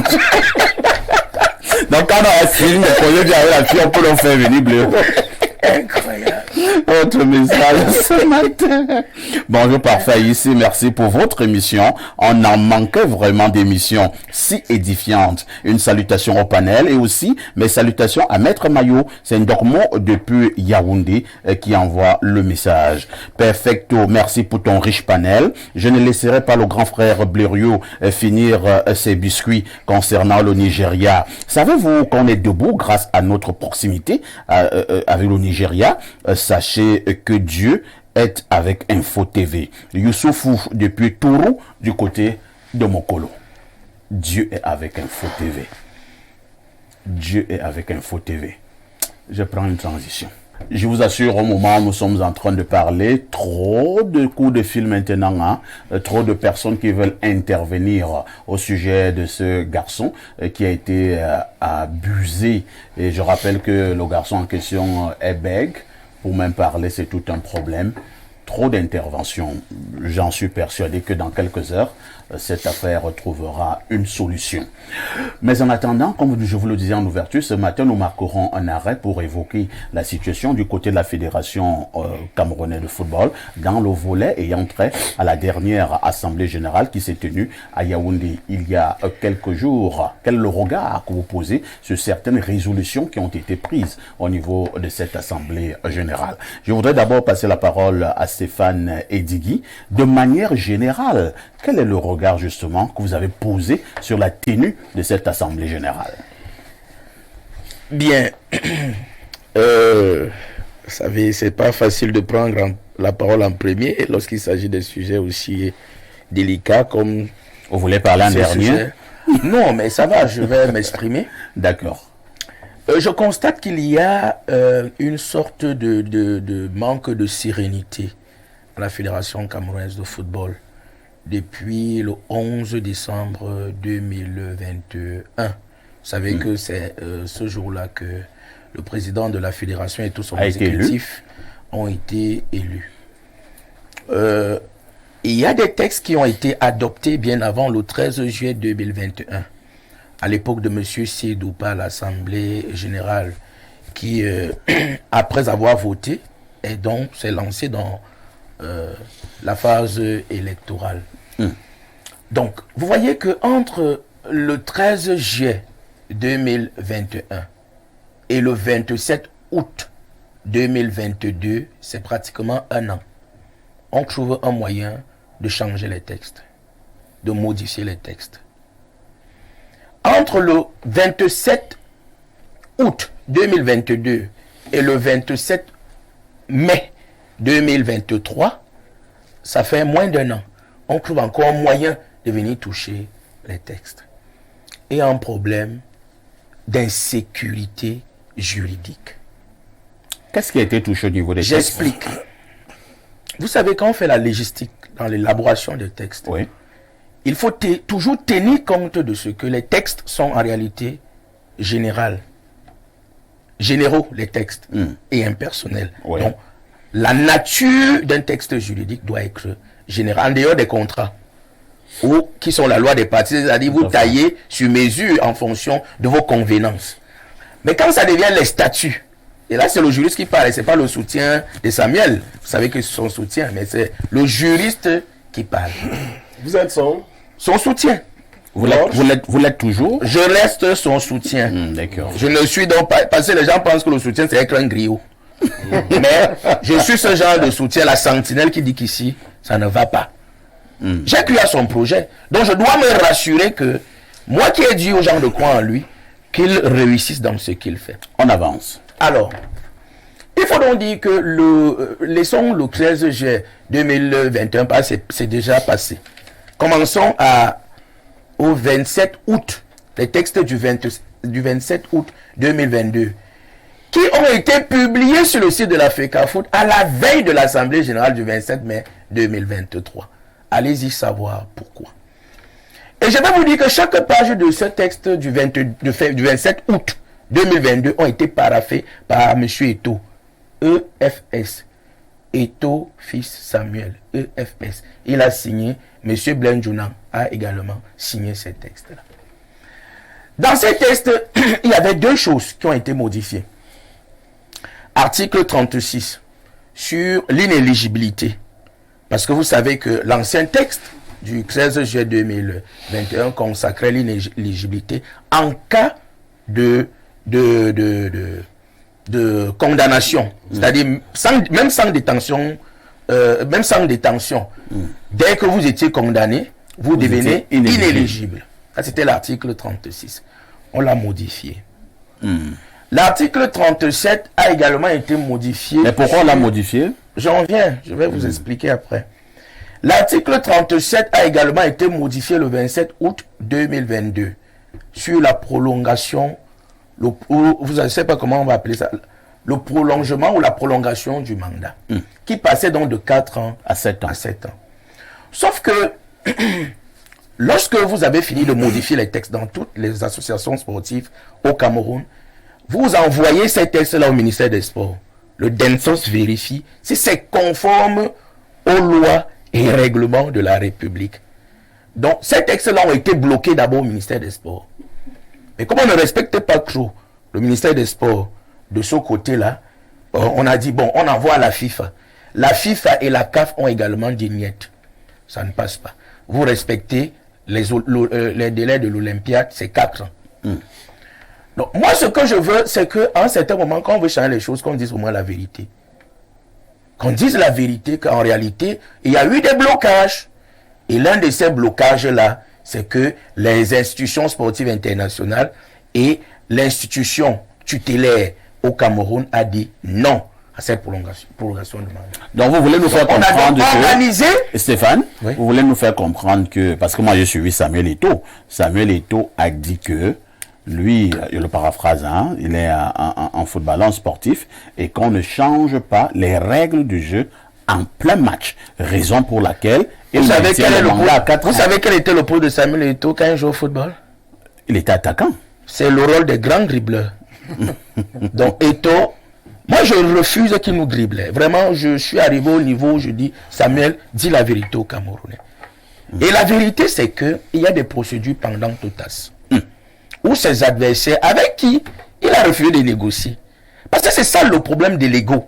Parce que je dis toujours aux gens que quand il faut encore négocier... Il a refusé de négocier, mais de dialoguer. Si vous voulez de dialoguer, ça entre toujours dans... Peut-être le dialogue encore approprié. Le dialogue. Ces gens, que ce soit le général Pierre Semenga avec la Ligue de football professionnel, sont au TAS. Que ce soit M. Guiba Gaïtama est au TAS. Et plusieurs autres procédures qu'on aurait pu éviter. Mais comme il y a des gens là-bas comme Maître Maillot qui sont très brillants, qui pensent qu'il faut toujours aller au conflit, il faut toujours aller devant les juridictions, tant mieux. Quand nous on a dit il y a des choses qu'il faut gérer. Et vous connaissez comment les Camerounais sont tigneux. C'est-à-dire que quand ils voient que tu veux vraiment marcher sur lui, ils disent ok, mieux je m'en vais mourir. Donc là-bas, on a soulevé la fameuse affaire de la fraude fiscale. La condamnation. Et donc, comment contourner ça? On commence donc à s'y patrouiller l'article 36. Il faudrait que les téléspectateurs comprennent bien. Il a été condamné en Espagne, c'est ça? C'est ce qui se dit. C'est ce qui se dit parce que je n'ai ni l'esclave du primitif, ni l'expédition, ni la grosse. C'est ce qui a été dit. Et je crois que ça a écumé les médias. Vous allez chuter. Donc, face à cette situation, l'article 36 devenait donc quelque chose d'assez dangereuse pour la suite du mandat du président et du président de la FECAFOOT. Donc, c'est les membres de l'Assemblée générale qui sont ses patrons, comme ils disent souvent, ont donc voulu tailler les choses sur mesure. En tenant compte de l'article 34, alinéa 1, qui dit que les règles, les résolutions de l'Assemblée générale sont d'applicables immédiates à partir du moment où on les a prises, sauf que le principe de la rétroactivité n'est pas autorisé, et mettre virgule, sauf si l'Assemblée générale l'a dûment sollicité. Et dans le cas d'espèce, pour l'article 36, c'est le cas. C'est-à-dire que l'article 36 va s'appliquer à partir du moment où M. Eto'o a été élu président. Et c'était le cas également pour le mandat de 7 ans. Il est revenu dessus.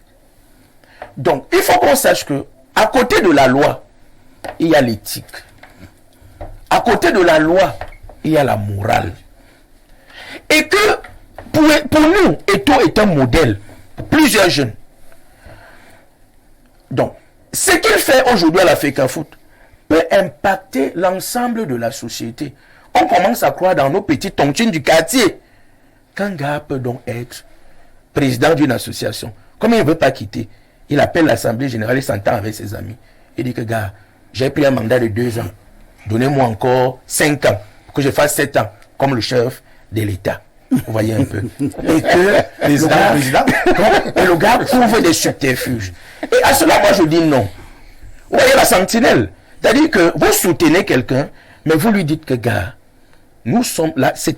Le football n'appartient pas à la FECAFOOT. Hein. Le football n'appartient même pas à Eto'o. Le football au Cameroun appartient à l'État du Cameroun qui a simplement donné mandat à la Fédération camerounaise de football de gérer cet aspect-là. Merci beaucoup, hein. Maître Mayo. Nous avons suivi donc cette dernière assemblée générale de la FECAFOOT avec avec un intérêt tout particulier. L'une des résolutions fortes est que le mandat ne passera donc plus à 7 ans et sera maintenu à 4 ans. Mais beaucoup pensent que cela ne vient pas forcément d'Eto'o, comme nous disait tout à l'heure M. Edigui, mais il a été contraint à respecter le mandat de l'Olympiade qui est de 4 ans. Alors, pourquoi vouloir d'abord aller de 4 ans à 7 ans? Est-ce qu'il y avait une urgence au niveau de la FECAFOOT? Est-ce que la FECAFOOT n'avait pas des problèmes plus sérieux et plus intéressants à résoudre que de prolonger des mandats? Tout dépend des enjeux. Parfait ici. Vous savez, l'Assemblée générale est souveraine. Tout à fait. C'est l'Assemblée générale qui prend, n'est-ce pas, des décisions. Et je pense que ces résolutions avaient été prises dans le cadre du comité exécutif de la FECAFOOT. Et ça n'a pas pu être entériné par l'Assemblée générale de la FECAFOOT. Et du coup, laissez-moi vous dire que la FECAFOOT est une association privée, mais d'intérêt public. Et en droit, nous avons ce qu'on appelle les règles de droit supplétives. Et nous avons les règles de droit impératives. La loi sur la liberté d'association a laissé l'opportunité aux associés, aux membres d'association de faire de leur association ce qu'elles veulent, en respectant les lois. C'est ce que M. Edigui disait tout à l'heure, en respectant les lois. Et donc, vous pouvez établir vos statuts, mais les tailler de telle manière que ça reste quand même dans la légalité. C'est pour ça que les textes ont été bloqués, parce que, en réalité, ces règles-là doivent être applicables, enfin, doivent être respectées. Vous confirmez que les textes avaient été bloqués. Mais voilà, c'est pour ça, justement, que l'Assemblée générale n'a fait que les rejeter ces résolutions. Pourquoi? Parce que ça ne pouvait pas passer. Maintenant, on veut faire retomber ça sur ceux qui ont dit que non, vraiment, laissons ça, rendons au statu quo ante. Mais c'était pas ça. En fait, si ça passait au niveau du ministère des Sports et que ça ne serait pas bloqué au niveau de la CAF ou de la FIFA, l'Assemblée générale allait valider. Mais c'est parce que les gars ont été butés dans une situation et ils étaient obligés de rejeter tout simplement. Et donc, j'ai envie de dire, l'autre jour, j'écoutais M. Bliro sur l'affaire Eto'o, il disait que Eto'o n'a pas de, je pense, il n'a pas de bon conseil. Ou bien, moi je dis qu'il n'a pas de conseil gentil. vraiment, Eto'o est si talentueux. Et je me demande même si lui-même Eto'o est abordable facilement. Parce qu'il y a des gens qui savent. Vous pouvez avoir un entourage qui vous dit, bon, vraiment, faisons ça. Si vous-même vous entêtez, parce qu'à la rue où vont les choses là, on a vu Eto'o à la tête de l'Africa Foot, on a eu l'espoir que les choses vont positivement changer. Mais aujourd'hui, beaucoup de rumeurs courent autour de la gestion de Samuel Eto'o qui est dans sa autre, il est à tel endroit. Nous attendions le premier chantier de Samuel Eto'o sur le football amateur, le football jeune, pour, n'est-ce pas, planter une pépinière au niveau du football jeune, pour faire en sorte que dans les jours à venir, qu'on ait une équipe nationale avec des joueurs locaux. C'est-à-dire qu'on les a formés localement, ils ont grandi, ils ont parcouru tous les étapes jusqu'à atteindre l'équipe Fagnon. Bon, mais désolé, nous sommes encore là au niveau des textes. Mais les choses vont arriver. Très bien. Pierre Bleriot-Niémec, Eto'o, donc, ça fait déjà pratiquement 1 an et demi. Bientôt, ce sera 2 ans qu'il est à la tête de la Fédération camerounaise de football. Il faut dire qu'ils sont nombreux, comme Stéphane Edigui, qui avait mis beaucoup d'espoir sur Samuel Eto'o en tant que président. On m'appeler danseur rampeur d'Eto'o. Au jour d'aujourd'hui, avez-vous l'impression que nous sommes en train d'aller à la satisfaction des attentes de ceux qui aiment le football au Cameroun et le sport de manière générale? Je vais commencer par dénier à Edigui son qualificatif de soutien de Samuel Eto'o. Si Edigui dit qu'il est soutien de Samuel Eto'o, ça veut dire qu'il soutient Eto'o comme la corde soutient le pendu. C'est comme ça qu'il le soutient. Incroyable. Quelle métaphore. C'est la première chose. La deuxième chose, je me réjouis du nom que vous m'aviez donné et qui est lourd à porter. Le sage. Vous savez, il est difficile de voir la lune le premier et de dire aux gens que c'est la lune. On vous prend pour un sorcier, mais vous devez rester fixe. Quand Galilée a découvert que la Terre ne tourne, la Terre qui tourne autour du Soleil. C'est la Terre qui tourne autour du Soleil, le Soleil ne tourne pas autour de la Terre. On a voulu le lyncher. On l'a même tué. Mais on l'a tué pour ça. Non, on ne l'a pas tué. Oui. Non, l'histoire nous a L'histoire, non. Puisque je suis dans mon domaine, c'est quelqu'un d'autre qui a été tué avant Galilée. Et Galilée, lui, n'a pas été tué, il a été menacé de bûcher. Ça veut dire qu'on nous avait trompé au niveau de l'histoire. Je vais vous on nous l'a enseigné au niveau jusqu'à présent. Non, je vais vous dire que là, en fait même, Galilée renouvelle une découverte qui avait été faite plus de 17 siècles avant lui, par un certain Copernic. Oui. On appelle ça la révolution copernicienne. Voilà.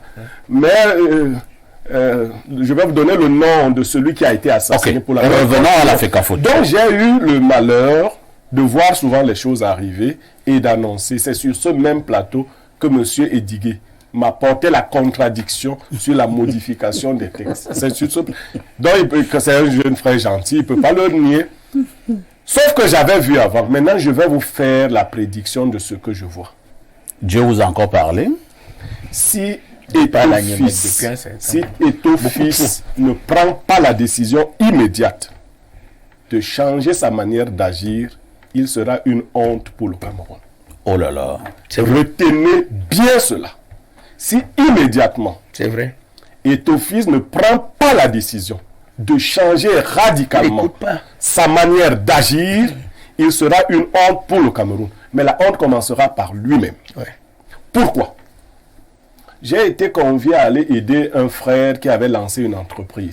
Ce frère était enseignant d'informatique, il n'était pas sorti de lycée. Il ne s'est pas sorti d'école normale. Il avait fait quelques études. Il faisait de la moto avant, après il est devenu multimillionnaire. Après il est devenu milliardaire. Ce sont ses parents et ses frères qui m'ont appelé auprès de lui pour l'aider. Un jour dans son bureau, il me dit, si tu étais plus intelligent que moi, tu serais milliardaire. Incroyable. Je l'ai regardé et je lui ai dit, tu es perdu. Parce que je suis 50 fois plus intelligent que ce gars. Et aujourd'hui, il est en fuite. Parce qu'il n'a pas voulu écouter. Vous ne pouvez pas savoir que tel est plus intelligent que vous. Et un matin, parce que vous avez de l'argent, vous croyez qu'il y a un transfert d'intelligence. Non, c'est pas possible. Chacun reste dans son domaine. Vous ne pouvez pas affecter à quelqu'un un quotient intellectuel qui serait proportionnel à l'argent qu'il aurait eu. Moi, j'ai suivi Focho Victor dire à Charles Ndongo un jour que j'envie ton intelligence. Ouais. Focho Victor.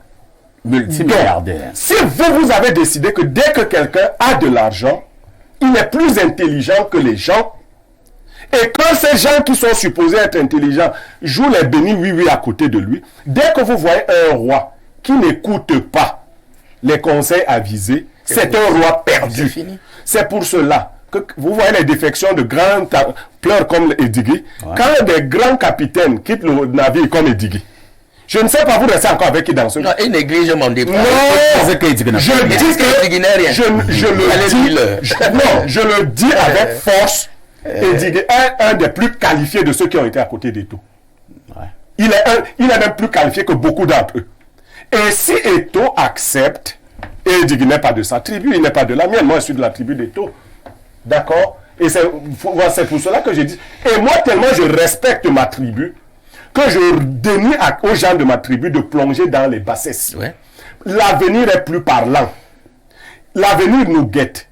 Les actes que vous posez aujourd'hui, moi je n'aurais jamais fait ce que Edigui a fait, c'est-à-dire, sachant que c'est mauvais, aller faire d'abord le pitre, ensuite revenir dire que c'est mauvais. Je refuse de faire le pitre, jusqu'à ce que le dernier indécis soit convaincu que Niemek avait raison. Très bien. Vous m'avez insulté. Nous sommes 4 sur le plateau en dehors du présentateur.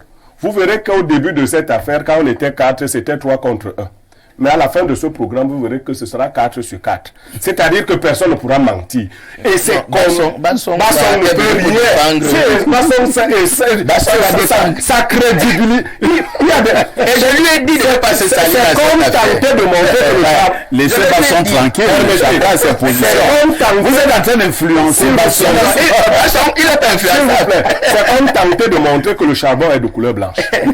Il va se ridiculiser et ce n'est pas bon pour lui. Je dis donc, pour me résumer, il est encore temps de rattraper les choses. Vous voyez la bassesse, on est humilié, on ramène à 4 ans et on dit que non, on est un joueur, on ne change. Il vient d'apprendre qu'on ne change. Il ne change pas les règles. Non, est-ce qu'il vient d'apprendre ça? Je suis sûr que les bas sont comme ça.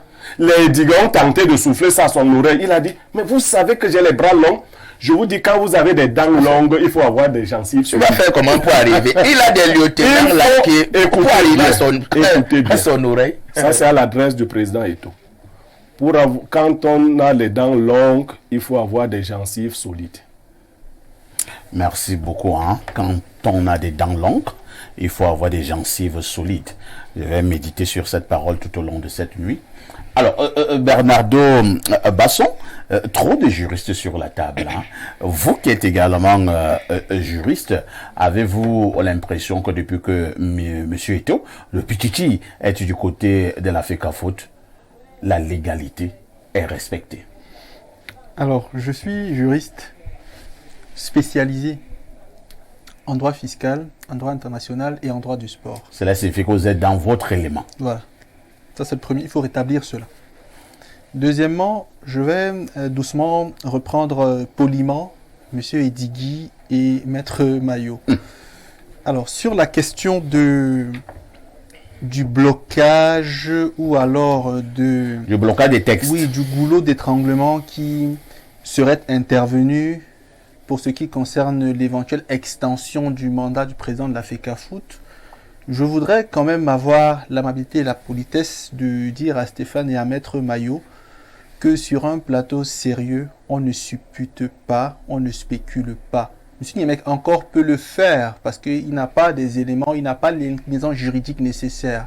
Est-ce que sur ce plateau, on peut présenter un texte, une correspondance, un courrier du ministère des Sports, de la CAF ou de la FIFA qui interdit au président de la FECAFOOT d'étendre le mandat? Si on me le montre là, je retire tout ce que j'ai dit et je confirme qu'effectivement, c'est sur la base d'un blocage supérieur que le mandat n'a pas été étendu. Quand on bloque, on écrit souvent les textes. Vous dites aux gens qu'on a bloqué. Monsieur Niemek. Non, allez-y.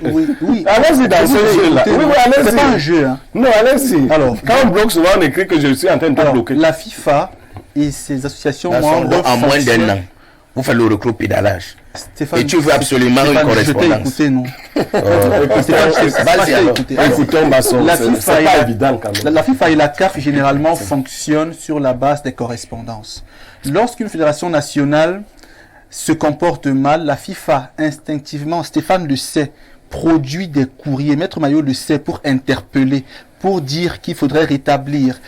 Et cela n'a pas été le cas. Donc sur le coup, il me serait quand même malaisant d'affirmer que c'est parce qu'il y a eu un blocage de la FIFA que le mandat n'a pas été étendu. Ça peut être pour d'autres raisons, mais l'histoire de la FIFA et de la CAF doit être quand même gentiment éludée tant qu'on n'a pas de preuves factuelles. Ça, c'est le premier point. Le second point, c'est que on oublie également que avant, déjà Stéphane a également dit, j'aurais pu oublier, que les textes ont été publiés un jour avant Sur le mai site. 2023. Alors, c'est vrai. Mais Stéphane, tu conviens avec moi que un projet n'est pas encore adopté. Et il n'a même pas vocation à être rendu public. Le projet devient public lorsqu'il est entériné. Donc, est-ce que tu aurais souhaité que la FECAFOOT rende public un texte qui jusque-là n'était encore qu'un projet? Tu as bien Non, dit non, que non. lorsque c'est... Le 27 août 2022, c'était pas un projet. Ça a été adopté par l'Assemblée générale. Stéphane. Mais moi, j'ai défendu ça ici sur le plateau, non? Toi, tu parles de quoi? Diggy était dans l'église, Avance. il est sorti. Ok. C'est que... Monsieur Yemek, bon, vos termes d'église, moi, Non, j'ai dit que les statuts là ont été adoptés. J'ai J'avance. défendu ça. J'étais assis ici. J'avance. Je m'étais assis là. Il y avait, je sais pas qui était assis là. Jean-Paul Akono. Oui, Jean-Paul Akono. Voilà, J'avance. Il y avait le gars là. Beaucoup ancien consul. Stéphane, j'avance, non? Et Yada. J'avance, non? Alors, Stéphane n'a pas relevé, C'était pas un projet. et Diggy n'a pas relevé, encore moins Maître Maillot, que désormais, dans les nouveaux textes, le mandat du président est limité. Par le passé, on pouvait président de la FECAFOOT de manière indéfinie. Le président Iya Mohamed l'a été, je pense, de 80 combien, jusqu'en 2013-2014. Maintenant, c'est limité à 3 mandats. Donc, je crois que c'est facile de relever éventuellement les manquements, mais de ne pas souligner un point aussi important qui démontre que l'équipe autour du président Eto'o ne fait pas tout mal, parce que là, elle prévoit quand même une limitation Mais du mandat ça, à c'est même 3. pas l'enjeu. L'enjeu, c'est l'article 36. Stéphane, tu me coupes. Vas-y. Je t'ai écouté parler, non? Désolé, vas-y. Ouais. Allons-y, Bernardo. Ça veut dire que sur le coup, on choisit des articles. Déjà, aucune loi ne fait l'unanimité. Mais on choisit des articles qu'on peut utiliser pour dénigrer quelque chose qui est fait. Et on laisse également qui sont symptomatiques de ce que des avancées veulent être faites. Aujourd'hui, vous m'avez demandé si je pense que depuis que le président Eto'o est à la FECAFOOT, est-ce que tout marche bien? Est-ce que tout marche bien? Non, parce que tout veut dire sauf rien. Est-ce que certaines choses marchent bien? Non, Oui. ma question n'était pas si tout marche bien. C'est laquelle? Est-ce qu'il y a toujours le respect de la légalité? Moi, je dirais, dans la majeure partie des cas, oui. Moi, je le dirais. La majeure partie. Oui. Pourquoi est-ce que je le dis? Parce que D'accord. sur les questions de mise en mouvement de l'action au sein de la fédération, Bernardo. Perfect, 3 personnes ont parlé beaucoup plus longuement que moi, non? Et c'est poli c'est de pas le 3 contre demander. Non, je dis parler Chutons, Bernardo. Je dis bien. Bernardo, il faut évoquer l'affaire de Stade de Berthois, où le commissaire de match donne son rapport, mais vous rétrogradez cette équipe à deux divisions. Dans l'affaire Rien. Stade de Berthois, la commission de recours de la FECAFOOT s'est lourdement trompée. Elle ne s'est pas trompée. Elle est de mauvaise foi. Merci Le beaucoup. débat était sur les réseaux Elle ne s'est pas vous faisiez trompée. comprendre Je vais que dire ces mon petit solutions-là- mot parce que vous allez bientôt conclure. Vous faites les résolutions tout pour faire Stéphane, monter, vous avez l'amour de doigt là. Moi, je On m'interrompt. Donc les gens travaillent. Oui, Blériot. Non, je dis, n'organisons pas la sorcellerie autour du jeune Bernardo. Ce n'est pas son Quelle affaire. sorcellerie? L'affaire si... Non, l'affaire si ne le concerne pas. Il est plus à l'aise. Non, l'affaire si ne le concerne pas. C'est nous les vieux. Et je lui ai dit de ne pas Nous aller là. sommes les vieux qui devons déjà prendre... Quand l'enfant s'est égaré plusieurs fois, les vieux l'appellent, ils le font asseoir. Je demande aux vieux de faire asseoir cet enfant pour lui dire que ce que tu fais là. Ou alors les vieux l'ont piégé pour qu'il s'égare à jamais. Merci beaucoup. Lisons quelques messages, vraiment trop acculés. Perfecto. Où sont les stades promis? Où sont les moyens logistiques promis? Et tout est un roublard, tout simplement. C'est PBN, donc Waban, qui envoie le message. Peut-être que le mot est peut-être fort. Alors, bonjour les boss du micro, monsieur Pierre Blériot. Je vous ai toujours soutenu, mais on se sépare toujours sur la question et tout. Sachez qu'il ne peut pas être parfait, car personne ne l'est. J'ai l'impression que toutes les personnes qui sont contre lui attendent de lui la perfection. Ils oublient que la perfection n'est pas de ce monde.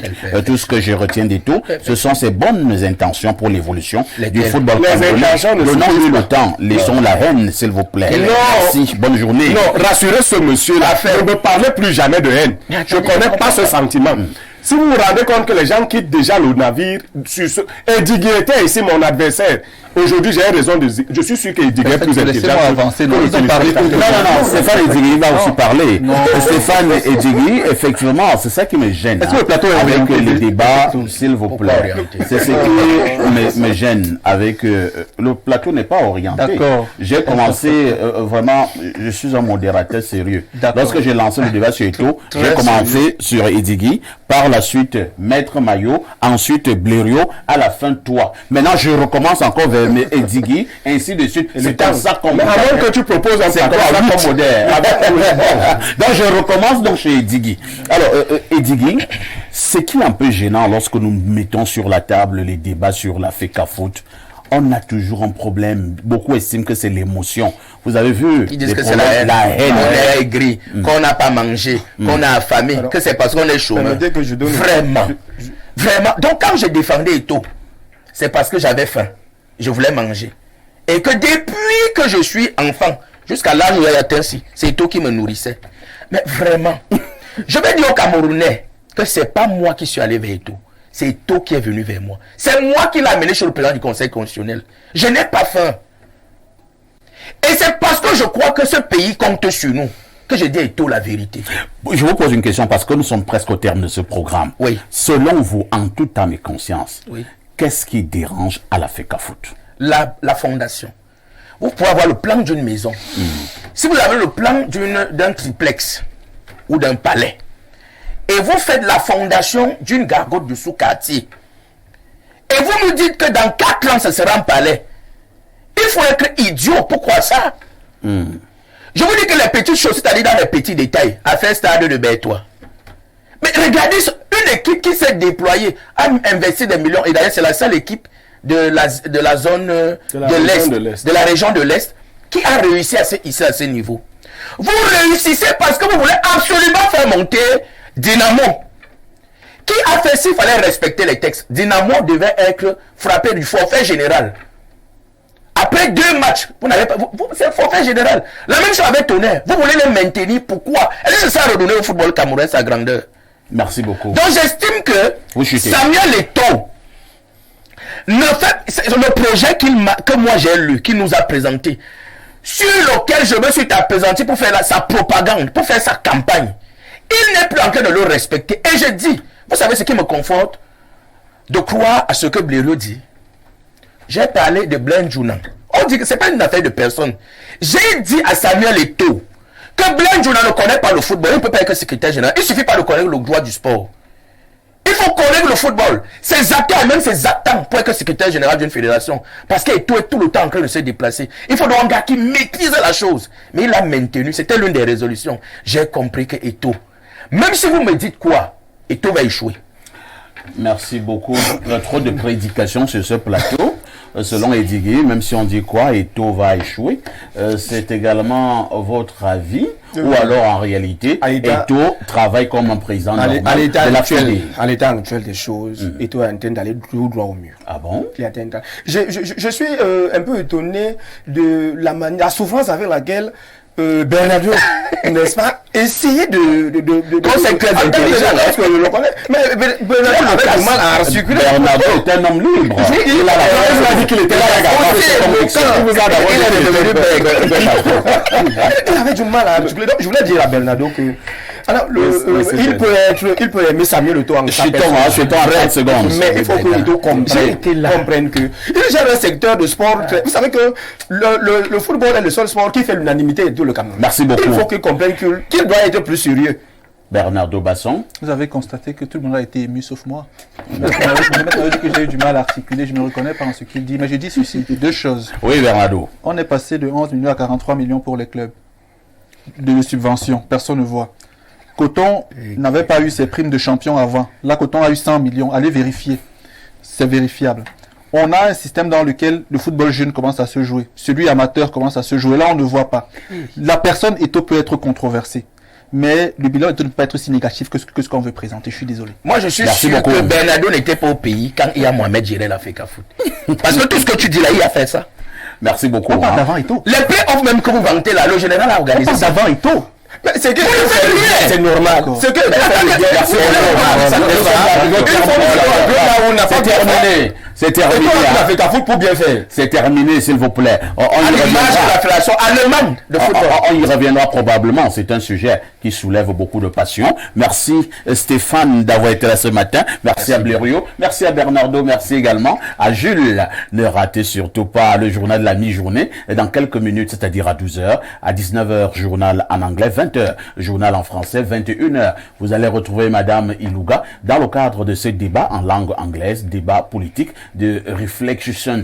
Et lorsque nous avons dit cela, ne ratez pas également à 12h35 les Amazones, les plus belles filles de la Terre. La rediffusion de ce programme, c'est tous les soirs à partir de 22h30. Avec tout ceci, que faites-vous encore?